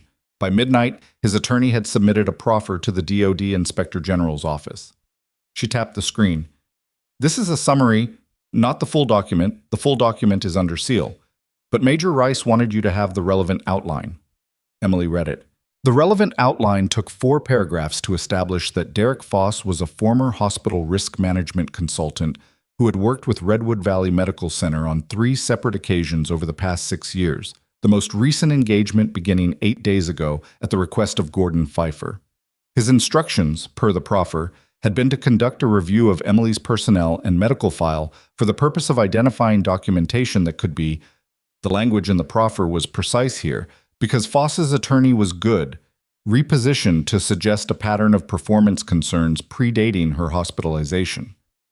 The 4th paragraph noted that the 3 pages Foss had photographed were Emily's original hire documentation, 2 internal nursing evaluations from her first year, both positive, and a single HR notation from 4 months ago in which Dr. Harlan had flagged a concern about Emily's documentation speed on shift notes. a concern that the same notation acknowledged had been reviewed and found within normal parameters. In other words, they'd gone looking for ammunition and come back with paperwork that said she was fine. Emily set the tablet down. He photographed her evaluations, Marcus said from the window, where he'd been standing since 6:30. He'd been there when Emily woke up, which she had decided not to interrogate. Positive evaluations. They didn't know what was in the file, Emily said. They assumed there was something. Which tells you something about how they operate, Torres said. If there'd been anything real, they'd have used it already. Emily handed the tablet back. Her blood pressure had been checked 40 minutes ago and had come in at 138/88, which was still being monitored but was no longer in the range that made doctors quiet in a particular way. Her body was doing what it was supposed to do, slowly and imperfectly, and with the occasional sharp reminder that she was 6 days post-operative and should not mistake improving for recovered. "What happens to Foss?" she asked. "That depends on how much he gives them," Torres said. "He's already given them Pfeiffer's instructions. If he can document the chain, text messages, emails, anything showing Pfeiffer directed him to manufacture or alter a record, that's obstruction. Potentially federal, given the military affiliation angle." "Pfeiffer's not the end of it," Emily said. Torres looked at her. "Pfeiffer doesn't make decisions like this on his own," Emily said. "He's an administrator. He manages budget cycles and scheduling conflicts. Someone told him this was the play." Torres and Marcus exchanged a look that told Emily they'd already arrived at the same conclusion. "We're working on the third call," Torres said. Emily remembered Dana had mentioned 3 calls on Pfeiffer's personal cell the afternoon after Emily's surgery. 2 of the recipients had been identified. The third had not. "How long?" Emily asked. "Carrier records take time, but Moss has a subpoena in process." Torres stood, tucking the tablet under her arm. "In the meantime, you have a conversation this morning that I'd recommend you take." "With who?" "The hospital board's legal counsel, separately from Sloan, separately from Pfeiffer. One of the board members, a woman named Patricia Greer. She's been on the board for 11 years, and she called Rice directly last night after she was apparently briefed on the IG involvement." Torres paused. "She asked to speak with you." Emily thought about this. "She's separating herself." "She's separating herself," Torres confirmed. Patricia Greer arrived at 10 and was nothing like Sloan. She was in her late 60s, a former pediatric surgeon who had moved into hospital governance after a career in academic medicine, and she came in without legal counsel, without an assistant, and without the performative openness that had characterized every administrative visit to Emily's room so far. She came in the way people came in when they were not performing anything. Slightly uncomfortable, moving carefully, aware that they were on someone else's ground. She sat. She looked at Emily for a moment without saying anything preambling. "I want to tell you what I know," she said. "And I want to tell you that I'm going to be honest with you about the parts I don't know yet, because I think you've had enough of the other kind of conversation." "Go ahead," Emily said. "I've been on this board for 11 years, Greer said. "I've seen 3 accommodation disputes in that time, all of them resolved internally, none of them properly, I think, in retrospect. The way this hospital has historically handled maternity accommodations for nursing staff is there's a structural problem. It runs through department attending authority, which means a single physician can sit on accommodation requests without triggering any review mechanism." She folded her hands. "I did not know the extent of that problem until last night." "Did you know about the modification notes?" Emily asked. "Sato's notes to Harlan?" "I did not know they existed or that they'd been unacted on," Greer said. "I want to be clear that that's not an excuse. I should have structures in place that would bring that kind of failure to the board's attention. I don't. That's a governance failure." She held Emily's gaze, and her expression had the specific quality of someone delivering information they'd prepared themselves to deliver without softening it. "I also want to tell you that I made 2 calls this morning. The first was to advise the board to begin an independent review of accommodation practices in all departments, not just the ER. The second was to ask for Dr. Harlan's operating privileges to be temporarily suspended pending that review." The room was very quiet. "That's not a resolution," Greer continued. "That's a first step. The full review is going to take time, and it's going to be uncomfortable, and some of it is going to become public. I can't promise you the outcome. What I can tell you is that I'm not going to manage this away." Emily looked at her for a long moment. The thing she was trying to determine, the thing she always tried to determine when someone in authority said something that sounded like accountability, was whether the person meant it or whether they'd simply identified the position that was most defensible given current circumstances. She'd gotten better at reading that over the years. She wasn't certain she was always right. "Why are you telling me before you tell your own legal team?" Emily asked. "Because my legal team is going to tell me to say nothing to you," Greer said, "and because that is exactly the approach that got this hospital here." A pause. "I'm 70 years into a life of being in rooms where people manage things instead of fixing them. I'm tired of that room." Emily nodded once. Not forgiveness. That was a different conversation for a different timeline. Just acknowledgement. "I have an attorney. Her name is Veronica Hale." "I know. I looked her up last night." Something crossed Greer's face that was possibly the first natural expression Emily had seen from anyone in hospital administration since this started. "She's good." "She is," Emily agreed. Harlan's suspension hit the department at 11:15. Emily didn't hear about it directly. She heard about it from Dana Marsh, who texted a 4-word message that read, "It actually happened. Wow." And then a follow-up 7 minutes later that was just a long string of punctuation expressing a sentiment. Dana apparently couldn't put into words. Emily looked at both texts and felt something that wasn't satisfaction exactly. Something quieter than that, and less clean. Harlan was a flawed physician who had made decisions she was going to hold him accountable for, and his suspension was a correct first step and not a resolution, and both of those things were true simultaneously. What she thought, was more like the specific release that comes when a thing you've been bracing against finally starts to move. Not joy. Just the recognition of motion after a long time of watching nothing move. At noon, Veronica Hale arrived with a paralegal named Marcus Osei. Different Marcus, the coincidence of it making Emily's brain perform a small, involuntary registration. And they spent 2 hours going through documentation with the systematic focus of people preparing for something formal. The scope of what they were building had expanded since yesterday. It was no longer just Emily's case, and both Hale and Emily understood that. Dana had already given a statement to Hale's office that morning. Sato had submitted her documentation directly to Hale and separately to the IG's office. 2 other nurses from the ER, women Emily had worked beside for over a year and with whom she'd exchanged maybe 40 total personal words, had contacted Hale's office after learning from Dana that an attorney was involved and that the accommodation issue was being formally investigated. 3 others, Hale said, spreading printed emails on the tray table. Both of them nursing staff, both with documented accommodation requests during the past 2 years, both of which were delayed or denied at the department attending level. One was Harlan. One was a different attending in ortho. Emily looked at the emails. She didn't recognize either name from her direct experience, but that wasn't surprising. She'd mostly kept to herself, mostly moved between shifts and patients and home without building a lot of horizontal relationships at the hospital, because that was what happened when you had a full schedule and a pregnancy and a grief you were still carrying around like it weighed less than it did. "What do they want?" she asked. "Right now they want to know someone is doing something," Hale said. "Whether they want to be part of formal action, that's their choice. I'm not going to push it." She looked at Emily over her reading glasses. "But I want you to understand the shape of what this is becoming.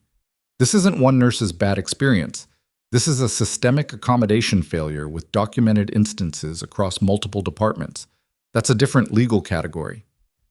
"It's also a different press category," Emily said. Hale held her gaze. "Yes. Is that a problem?" "Not for me," Hale said. "It might be for the hospital, which is probably appropriate." The third call, the one from Pfeiffer's personal cell that Torres hadn't been able to identify, broke at 2:47 in the afternoon. Torres came back with the information in person, which Emily had started to read as a signal for significant developments. Torres delivered minor updates by text. In-person appearances meant the situation had shifted. "The carrier records came through on an expedited basis," Torres said. She had the expression of someone delivering news they'd been sitting with for an hour while they confirmed it from multiple angles. The third call was to a board member, a man named Stuart Welland. He's been on the board for 4 years. He's a healthcare investor, 2 hospital systems in his portfolio. Emily waited. Welland has a financial interest in Redwood Valley Medical Center through a subsidiary investment vehicle, Torres said. Specifically, he holds a position in the company that manages the hospital's risk management liability coverage. She paused, letting Emily track it. Which means a formal negligence finding against the hospital increases his insurance exposure directly. He wasn't protecting the hospital, Emily said. He was protecting his portfolio. Both, Torres said, but yes. His financial exposure on the liability side is significant. We're talking 8 figures if this goes to a jury with the right numbers in front of it. He had an active incentive to help Pfeiffer manage this before it became formal. Emily sat with that for a moment. She had been building a picture of what had happened to her in terms of institutional arrogance and individual cowardice, a physician who prioritized his authority over his patient's safety, an administrator who protected the institution rather than the staff, a risk consultant hired to do something that turned out to be criminal. The addition of Welland changed the picture's texture without changing its basic shape. There had also been money. There was almost always money. "Does Greer know?" Emily asked. "She does now," Torres said. "Rice called her 40 minutes ago." "What did she say?" Torres allowed a brief, contained expression. She said, and I'm quoting, "I need to make another call." Welland was a board member. Removing him was a different process than suspending a physician. It required a board vote, a formal cause finding, potential legal action around the financial conflict of interest that should have been disclosed and apparently had not been. Greer couldn't do it alone, and she couldn't do it fast. But the call she was making, Emily understood, was the call that started the sequence. At 4 o'clock, Sandra brought the baby. She came earlier than scheduled, which was its own kind of grace, Sandra running the math on what kind of afternoon it had been and adjusting accordingly. The baby was in the portable isolette, which still had monitors attached but fewer than yesterday, a reduction that Sandra noted with the understated professional satisfaction of someone who measured progress in small, meaningful numbers. Emily held her, and the room went quiet in the way it went quiet every time. Everything that had been filling the space since morning, documents and legal pads and tablets, and the low-frequency hum of institutional machinery in motion, receding to a peripheral murmur. The baby was 6 days old and already had opinions about being held and opinions about not being held, and no opinions whatsoever about the legal situation developing around her mother, which Emily found genuinely clarifying. She had settled on a name 2 days ago, in the early morning, without drama or deliberation. It had simply arrived as the right answer at a moment when she wasn't actively looking for it. "Diane," she said, quietly, to no one in particular. Marcus, who was in the chair near the window where he'd taken to existing with the quiet reliability of someone who'd decided to be present until presence was no longer needed, looked up. "The letter," he said. Not a question. "The letter," Emily confirmed. He didn't say anything else, which was exactly right. Diane Carver held Emily's finger with the grip of someone who had already demonstrated she intended to hold on to things. And Emily sat with her until Sandra came back. And that was the most uncomplicated 20 minutes of the past 6 days. Veronica Hale called at 5:30 with a development she described as accelerating, which was Hale's language for something that required recalibration of timeline. "Pfeiffer resigned," Hale said without preamble, 40 minutes ago. Submitted his resignation to the board effective immediately. His attorney released a statement saying he's cooperating with investigators. Emily processed this. He moved first. He moved first, Hale confirmed, which means someone told him cooperation was going to be the better position than standing firm. Either his attorney finally got through to him, or someone above him made it clear he was going to be the floor under their feet, Emily said. "That's my read," Hale said. "Welland's attorney contacted the board's counsel this afternoon. I don't know the substance yet, but Greer told me the board is convening an emergency session tomorrow morning." A pause. "Emily, this is moving faster than these things usually move." "Why?" "Because the DoD IG involvement means it's not a private civil matter anymore. The federal dimension changes how every attorney in this situation is calculating risk." Another pause, and Hale's voice carried something that was not quite caution, but was adjacent to it. "I want to prepare you for the possibility that by this time tomorrow, the hospital makes a formal settlement offer. a significant one. And I want you to think now about what you want that offer to look like, not just financially, but structurally. What changes at this institution? Emily had been thinking about it intermittently since her conversation with Greer that morning. Not the money. She had thought about the money in a practical way because she had a daughter in the NICU and medical bills and a 6-week leave window that was going to close eventually, and those were real considerations. But the money was the easiest part. I want the accommodation protocol changed, Emily said. In writing, with board oversight, not department attending discretion, with a review mechanism that triggers automatically. She paused. And I want the other nurses included, the ones who contacted Hale's office. Whatever settlement involves me involves them. That complicates the negotiation, Hale said. Good, Emily said.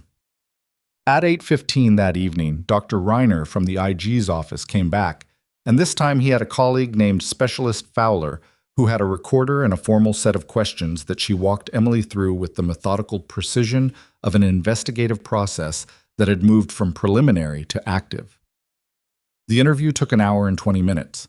Emily answered every question directly, without consulting Hale, who was on speakerphone for the duration, and with the specific quality of recall she'd developed years ago in environments where after-action accuracy determined whether people lived or died. She had dates, she had times, she had the precise language of conversations she could reconstruct because she had trained herself, through years of working in high-stakes situations, to retain the specifics of what people said when the specifics mattered. When Fowler asked about her medical background and prior service, Emily answered that too, fully, and watched Reiner's expression do something briefly significant when she described the Karwar extraction, the event the corrected commendation had been formally attached to. 11 hours? Reiner said, which was the first time he deviated from formal process language. 11 hours and 40 minutes, Emily said. Approximately. With 4 wounded? 4 critical, Emily said. 1 walking, but he was carrying the radio. Reiner looked at her for a moment with an expression that was professional, and also, Emily thought, genuinely affected. Not performed, actually affected, in the particular way of someone who had spent their career in military-adjacent spaces and understood the weight of what that number meant in practical terms.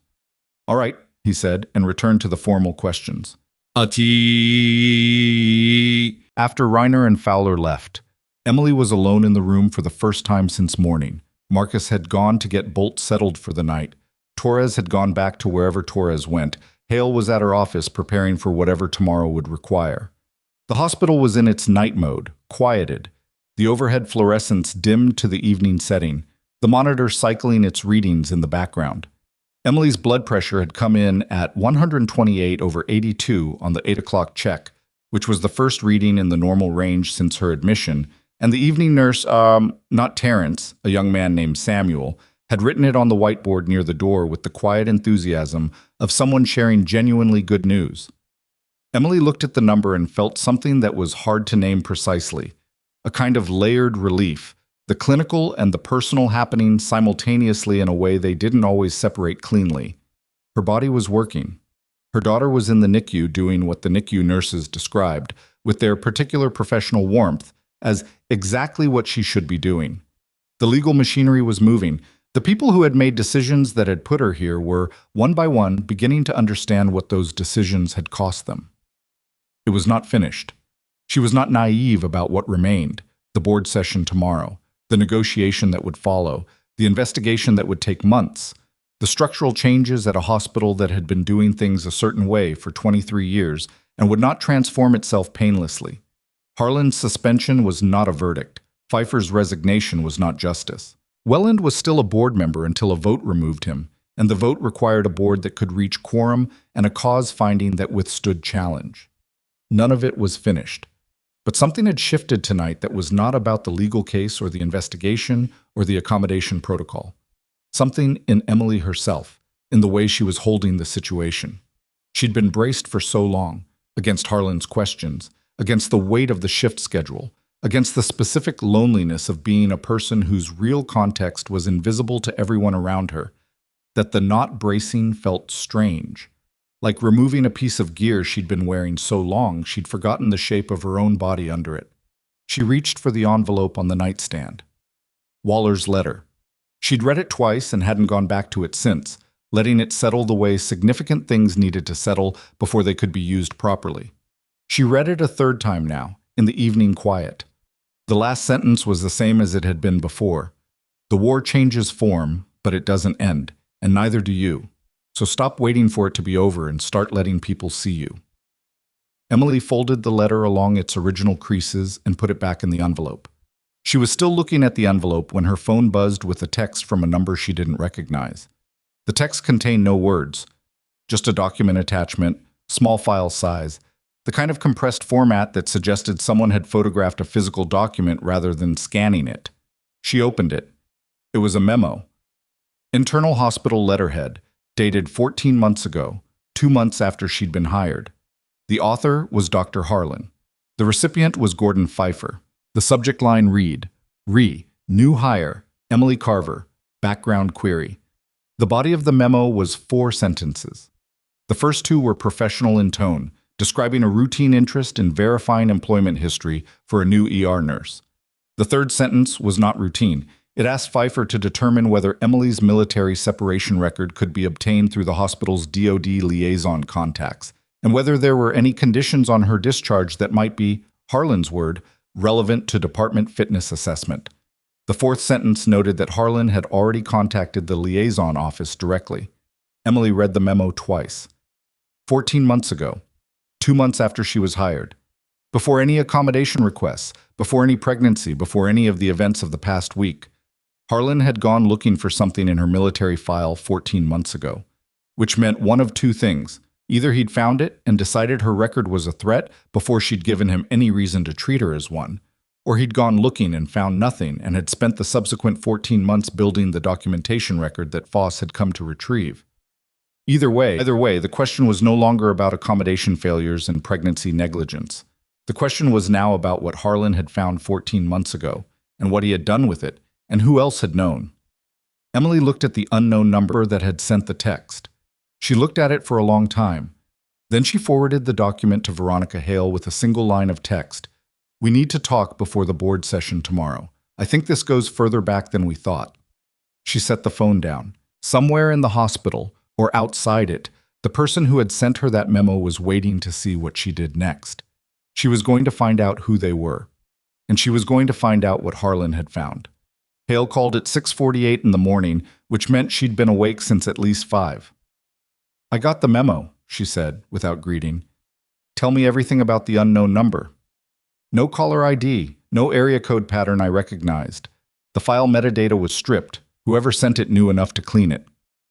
Emily had spent part of the night thinking about this. Not obsessively, but the way she processed things that needed processing. Returning to it in the intervals between sleep, turning it over, setting it down. Someone inside the hospital, or someone who was inside recently enough to access a 14-month-old internal memo. Foss, Hale said. That's my guess. He's cooperating. He may have pulled files beyond what he was asked to retrieve. If it's Foss, his attorney sent us a gift, Hale said. Intentionally or not? A pause, and Emily heard papers moving. The memo changes the timeline significantly. Harlan initiated a background query on your military record 2 months after you were hired, before the pregnancy, before the accommodation requests. That means whatever he was doing with your file wasn't reactive, it was preemptive. He was looking for something to use, Emily said, or he found something and was deciding whether to use it. Hale's voice was precise. Either way, it establishes intent that predates any of his stated concerns about your fitness for duty. His entire documentation trail, the questions about your leave, the flag he put in HR, that's not a department head managing a staffing issue. That's a campaign. Emily had arrived at the same word somewhere around 3 in the morning. Campaign. The particular kind of sustained patient effort that required a specific motivation to maintain, not the ordinary friction of institutional hierarchy, but something more personal, more aimed. What did he find? Emily asked. I don't know yet, Hale said, but I'm going to find out this morning, and so is the IG's office, because I forwarded the memo to Reiner at midnight, and he responded in 12 minutes, which tells you how his night went. The board session was scheduled for 9. Hale arrived at Emily's room at 7:30, with Osei and a second attorney named Garrett Finn, who specialized in federal employment law and had the particular quality of stillness that Emily associated with people who were very comfortable in formal adversarial settings. They went through the memo again, and then through the full documentation package, Sato's notes, the read receipt records, the accommodation requests from the other nurses, Foss's proffer, Torres's carrier record summary, with the systematic focus of people building something that needed to hold weight. At 8:15, Reiner called Hale directly. Emily was close enough to hear both sides. The DoD liaison office Harlan had contacted 14 months ago had a record of his inquiry. The inquiry had asked for Emily's full separation documentation, including any conditions or notations on her discharge status. The liaison officer who'd handled it, a staff sergeant named Owens, who was still in post, had responded to the inquiry by sending Harlan's office a standard summary, which confirmed honorable discharge and noted that the full record was protected under privacy provisions and would require formal request. Harlan had then submitted a formal request. That request had been denied because he had no standing to receive it, but the request itself was on record, with a date, and the date was 11 months ago, 9 months before the accommodation failures that Hale was building the primary case around. He tried twice, Emily said after the call. And failed twice, Finn said, which means he never got the full record. Whatever he was looking for, he didn't find it through official channels. He looked at Emily. Do you know what he was looking for? Emily thought about it. Not for the first time. She'd been rotating through it since the memo arrived. Her military record was not complicated. Honorable discharge, commendations that had been improperly filed but were now corrected. A service history that was classified at certain operational levels, but contained nothing that would constitute a fitness concern for a civilian nursing role. Unless someone had told Harlan there was something there. Unless someone had told him to look. The third call, Emily said. Finn and Hale both looked at her. Pfeiffer's third call. The one to Welland, Emily said. That was last week. But the question is whether Welland was already in contact with Harlan before that. Whether Welland is the reason Harlan started looking at my file 14 months ago. She paused. Welland has investment exposure to the hospital's liability coverage. If he knew about my military background through some other channel, some investor network, some connection to the DoD that I'm not aware of, and if he thought my record represented a future risk to the institution, he might have asked Harlan to establish a preemptive documentation record, Hale said slowly. Before I gave him any reason to, Emily said. The room was quiet for a moment. That's a significant allegation, Finn said. I know, Emily said. I'm not making it formally. I'm telling you the shape I see so you know where to look. Finn looked at Hale. Hale looked at Emily with the expression she wore when she was running a probability calculation. Reiner needs to hear this before the board session, Hale said. Then call him, Emily said. The board session started at 9, and Emily was not in it, which was appropriate. Her presence wasn't required, and her attorney's presence was sufficient for the hospital's legal process. She spent the first hour of it in the way she'd learned to spend time before outcomes she couldn't control, doing something that required present-tense attention.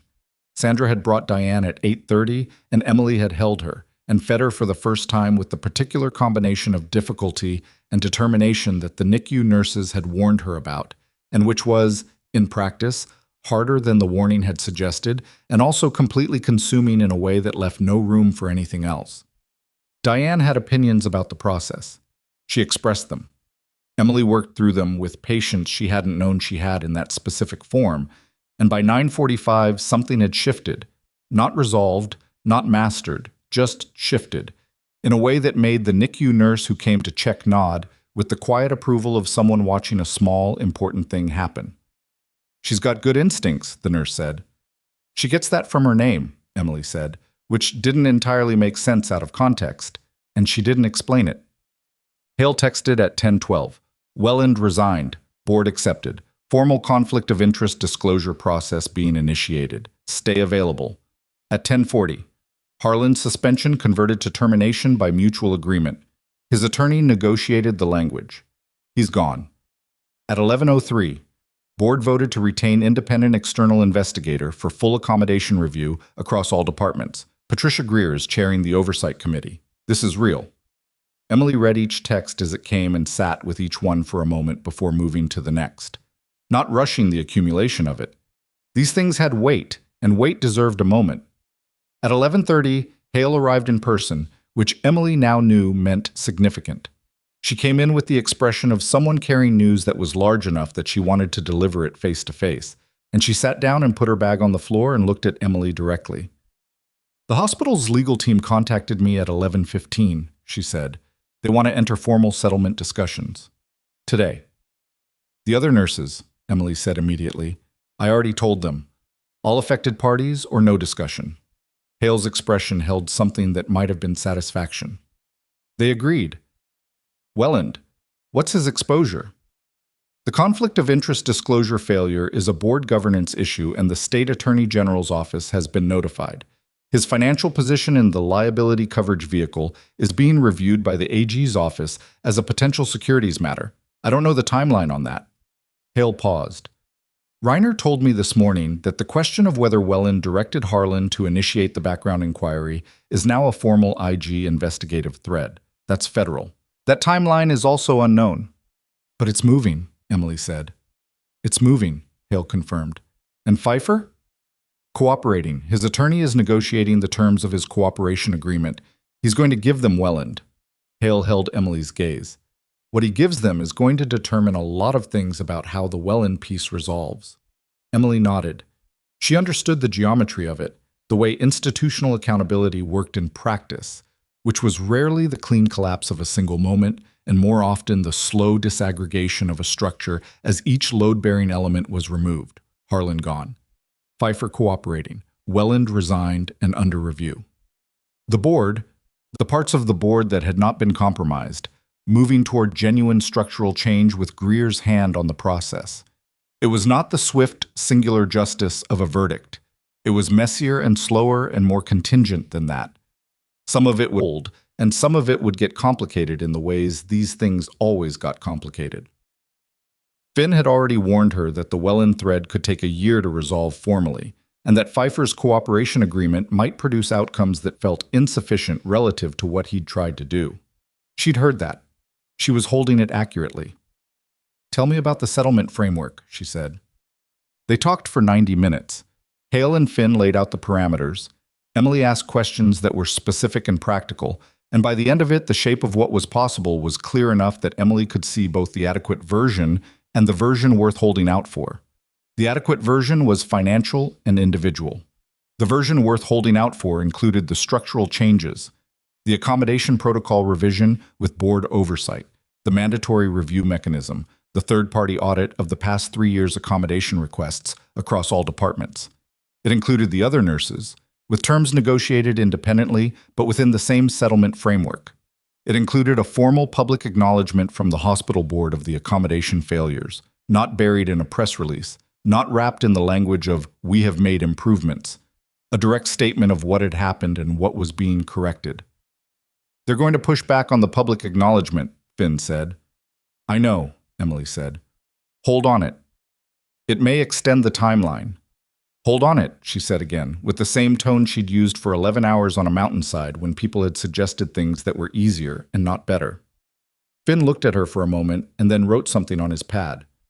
"All right," he said. "Well, Reiner came back at 2 in the afternoon with Fowler and an additional officer Emily hadn't met, a woman named Colonel Adaeze Nwosu, Army Medical Command, who held herself with the specific quality of authority that comes not from rank alone, but from having done the actual work the rank represents."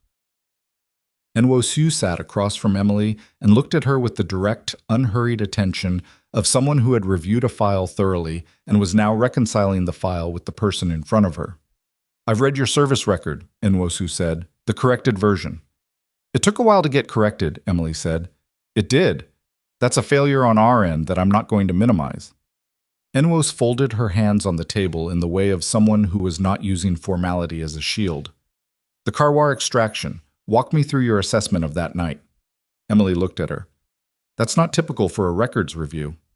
"No," Nwosu said. "It's not." A pause.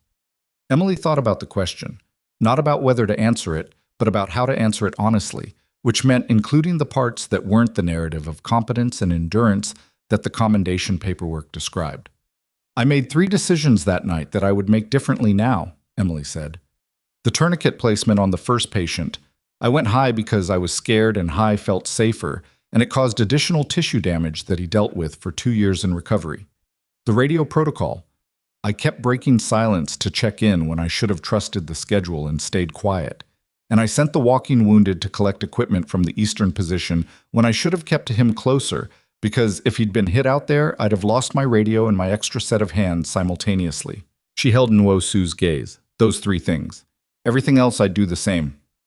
Nwosu was quiet for a moment. Most people describe that night as flawless. Most people weren't there, Emily said. I was. Something shifted in Nwosu's expression, not softened exactly, but settled, the way an assessment settles when the subject has confirmed something the assessor already suspected. Army Medical Command wants to formally recognize your service, Nwosu said. The corrected commendation is on record. We'd like to do more than a record entry. She paused. There's a program, it's relatively new, 2 years old, that embeds experienced military medical personnel in civilian hospital systems as advisors on trauma and emergency protocol development. It's a civilian advisory role, compensated, with a formal Army Medical Command affiliation. She looked at Emily steadily. Given your background and given the specific circumstances of this week, the program director asked me to extend an invitation. Emily sat with it. She looked at the window, at the Colorado morning outside. Still that particular blue, still that particular temperature differential between appearance and reality. My daughter is in the NICU, she said. The role doesn't begin until you're ready, Nwosu said. There's no clock on the offer. And this hospital specifically? You'd have some input on placement, Nwosu said carefully. I won't promise Redwood Valley, because frankly the program prefers not to place advisors in institutions where they have recent adversarial history. But Colorado is a possibility. The region is a possibility. Emily nodded slowly. Not a yes? Not yet. But the shape of a yes, visible in the way a path is visible before you've decided to walk it. Let me get my daughter home first, she said. Of course, Nwosu said. The settlement negotiation formally opened on the 12th day of Emily's hospitalization, 3 days after Diane was moved out of the NICU into the postpartum room with Emily, which was the milestone Dr. Sato had set as the marker for Emily's own discharge planning. Having Diane in the room changed the texture of everything, the legal calls, the document reviews, the back and forth that Hale and Finn were managing with the hospital's external counsel. Diane was present for all of it, in the way that newborns were present for things, which was entirely and without comment, and Emily found that she made better decisions with her daughter in the room than she did without her. Clearer ones, less susceptible to the particular fatigue-driven drift toward the easier version of outcomes. The hospital's external counsel pushed back on the public acknowledgement, as Finn had predicted. They offered 3 alternative formulations, each one more indirect than the last, each one translating the actual events into the language of institutional process rather than institutional failure. Emily read all 3, discussed them with Hale, and declined all 3. They'll come back, Hale said. I know, Emily said. They came back in 2 days with a 4th formulation that was closer, a formal board statement that named the accommodation failures specifically, that named the departments where the failures had occurred, and that committed to the structural changes in language concrete enough to constitute an enforceable term. It did not name Harlan. It did not name Pfeiffer. The naming had already happened through the termination records and the cooperation agreement, which were matters of institutional HR and DoD process.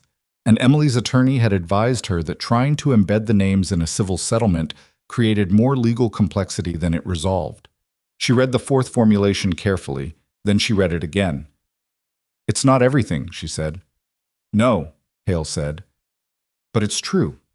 Everything in it is true and specific, and they can't walk it back once it's signed. Correct.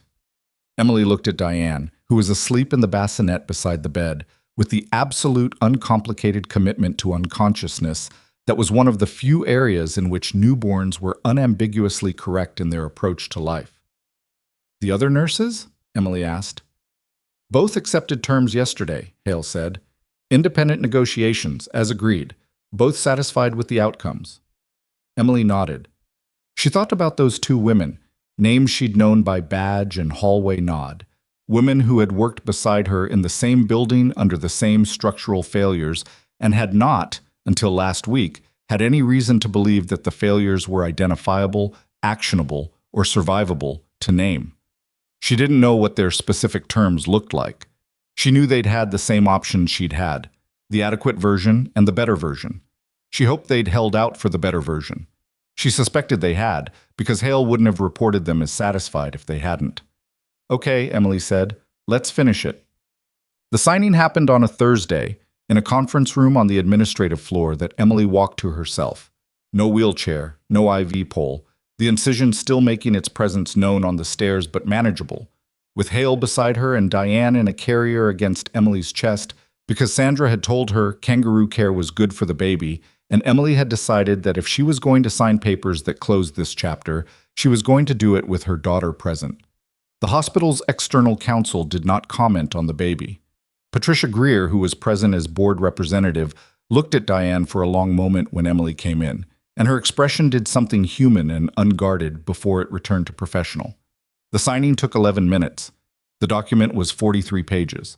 Emily had read all 43 pages twice, and Hale had read them 4 times, and Finn had reviewed the federal compliance section specifically.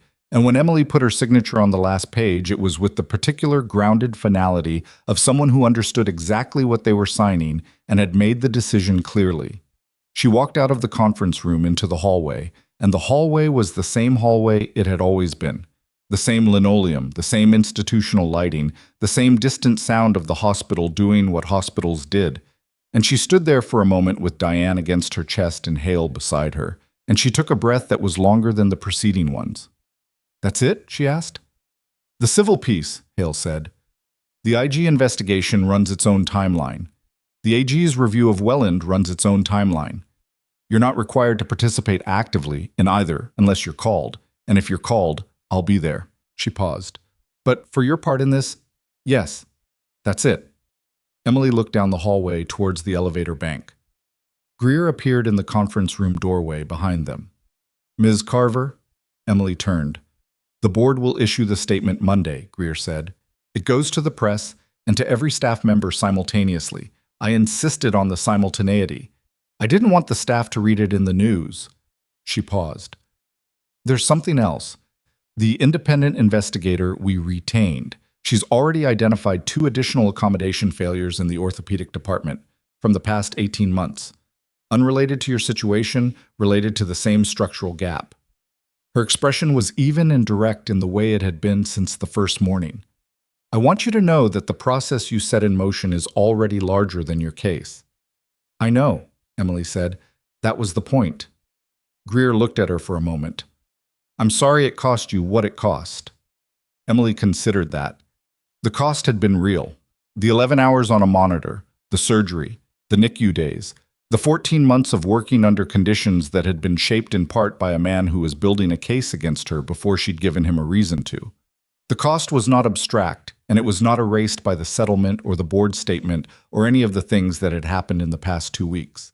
But she also knew, and this was the thing she'd been sitting with since the letter, since Nwosu's visit, since the moment Diane had locked onto her finger and held, that the cost and the outcome were not in a simple transactional relationship. The cost was the cost. The outcome was the outcome. Both were true, and neither canceled the other. "Thank you for what you did Monday," Emily said, "separating yourself from the process, coming to my room." Greer nodded once. "It was the minimum." "Sometimes the minimum is what makes the difference," Emily said. She was discharged on a Friday, 15 days after admission. Marcus was in the lobby with Bolt when she came down, which she had not asked for and which she had also, she realized when she saw them, been expecting. The hospital lobby was doing its usual morning business, visitors arriving, staff changing over, the specific orchestrated motion of a large institution operating at functional capacity. And Marcus and Bolt occupied a space near the window with the same quality of unhurried presence they'd had in the waiting room on the morning this had started. Bolt saw her before Marcus did.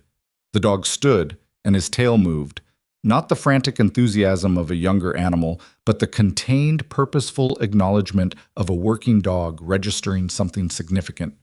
and Emily crossed the lobby to them with Diane in the carrier and her discharge bag over one shoulder. She crouched down, carefully, and put her hand out. Bolt touched his nose to her palm and held there for a moment. "Good call," she said to the dog. She meant it fully. "He knows," Marcus said. Emily stood. She looked at Marcus, at the gray at his temples and the hitch in his left leg, and the fact that he'd been present, with varying degrees of visibility, for every significant development of the past 15 days. And she still didn't entirely understand what had brought him specifically to that ER waiting room on that specific morning, which was a question she'd been turning over, and which she'd arrived at an answer for that she thought was probably right. "She told you to come here," Emily said.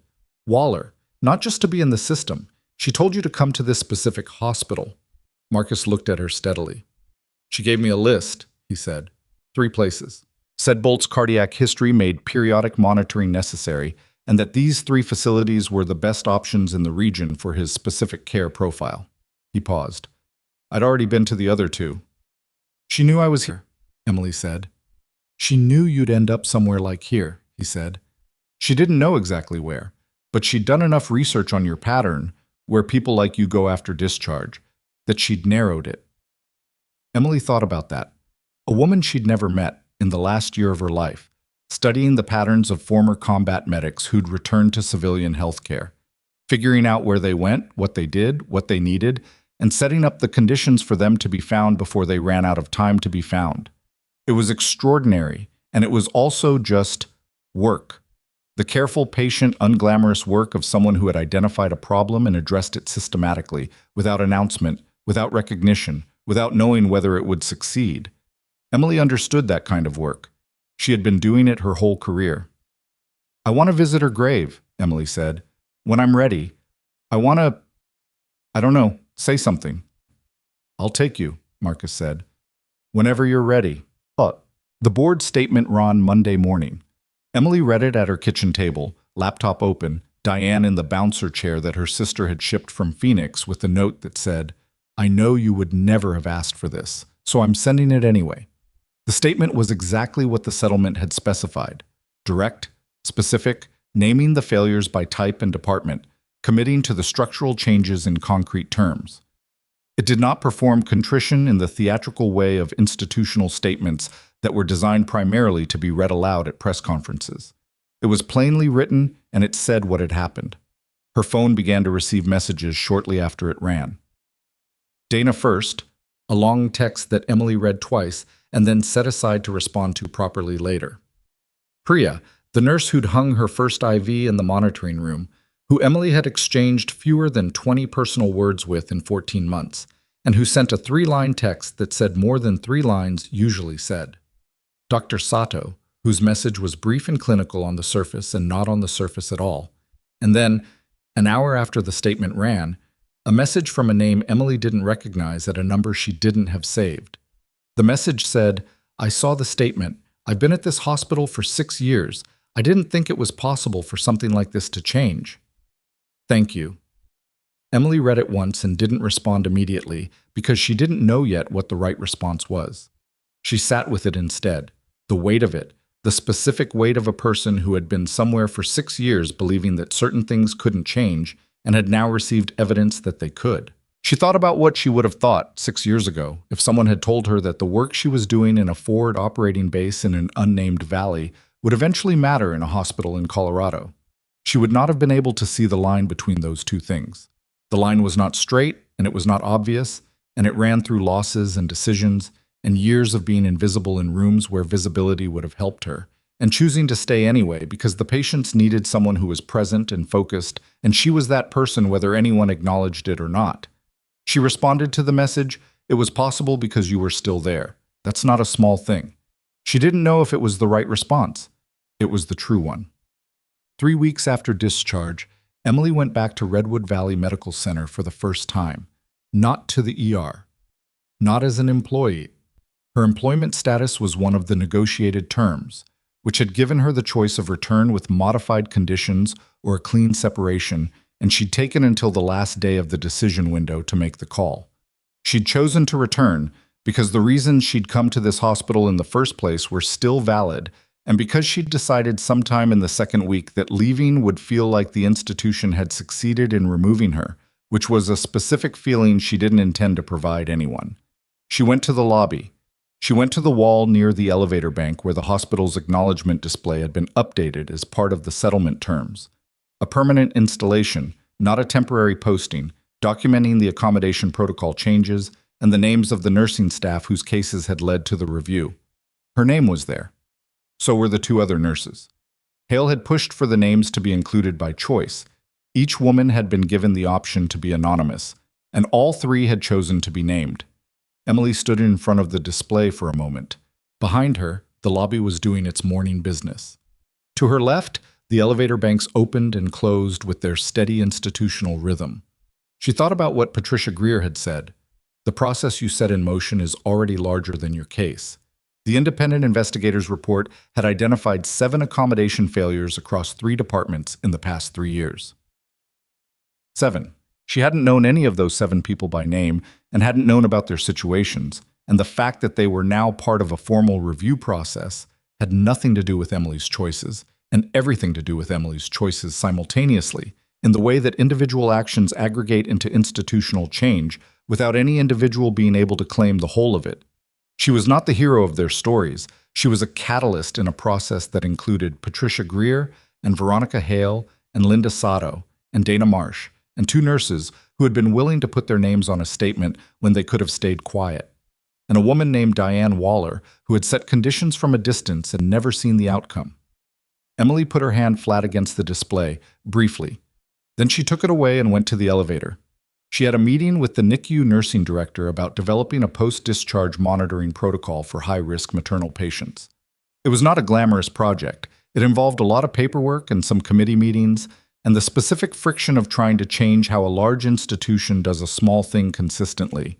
She'd been asked to consult on it by Greer's office, and she'd said yes because it was the kind of work that needed doing, and she was the person who could do it, and those 2 things together had always been enough reason. 6 weeks after discharge, she met with Colonel Nwosu again. They met at a coffee place 2 blocks from the hospital, not in anyone's office, not in any institutional space, and Nwosu had a folder, and Emily had Diane in a carrier, and neither of them led with the folder. "How is she?"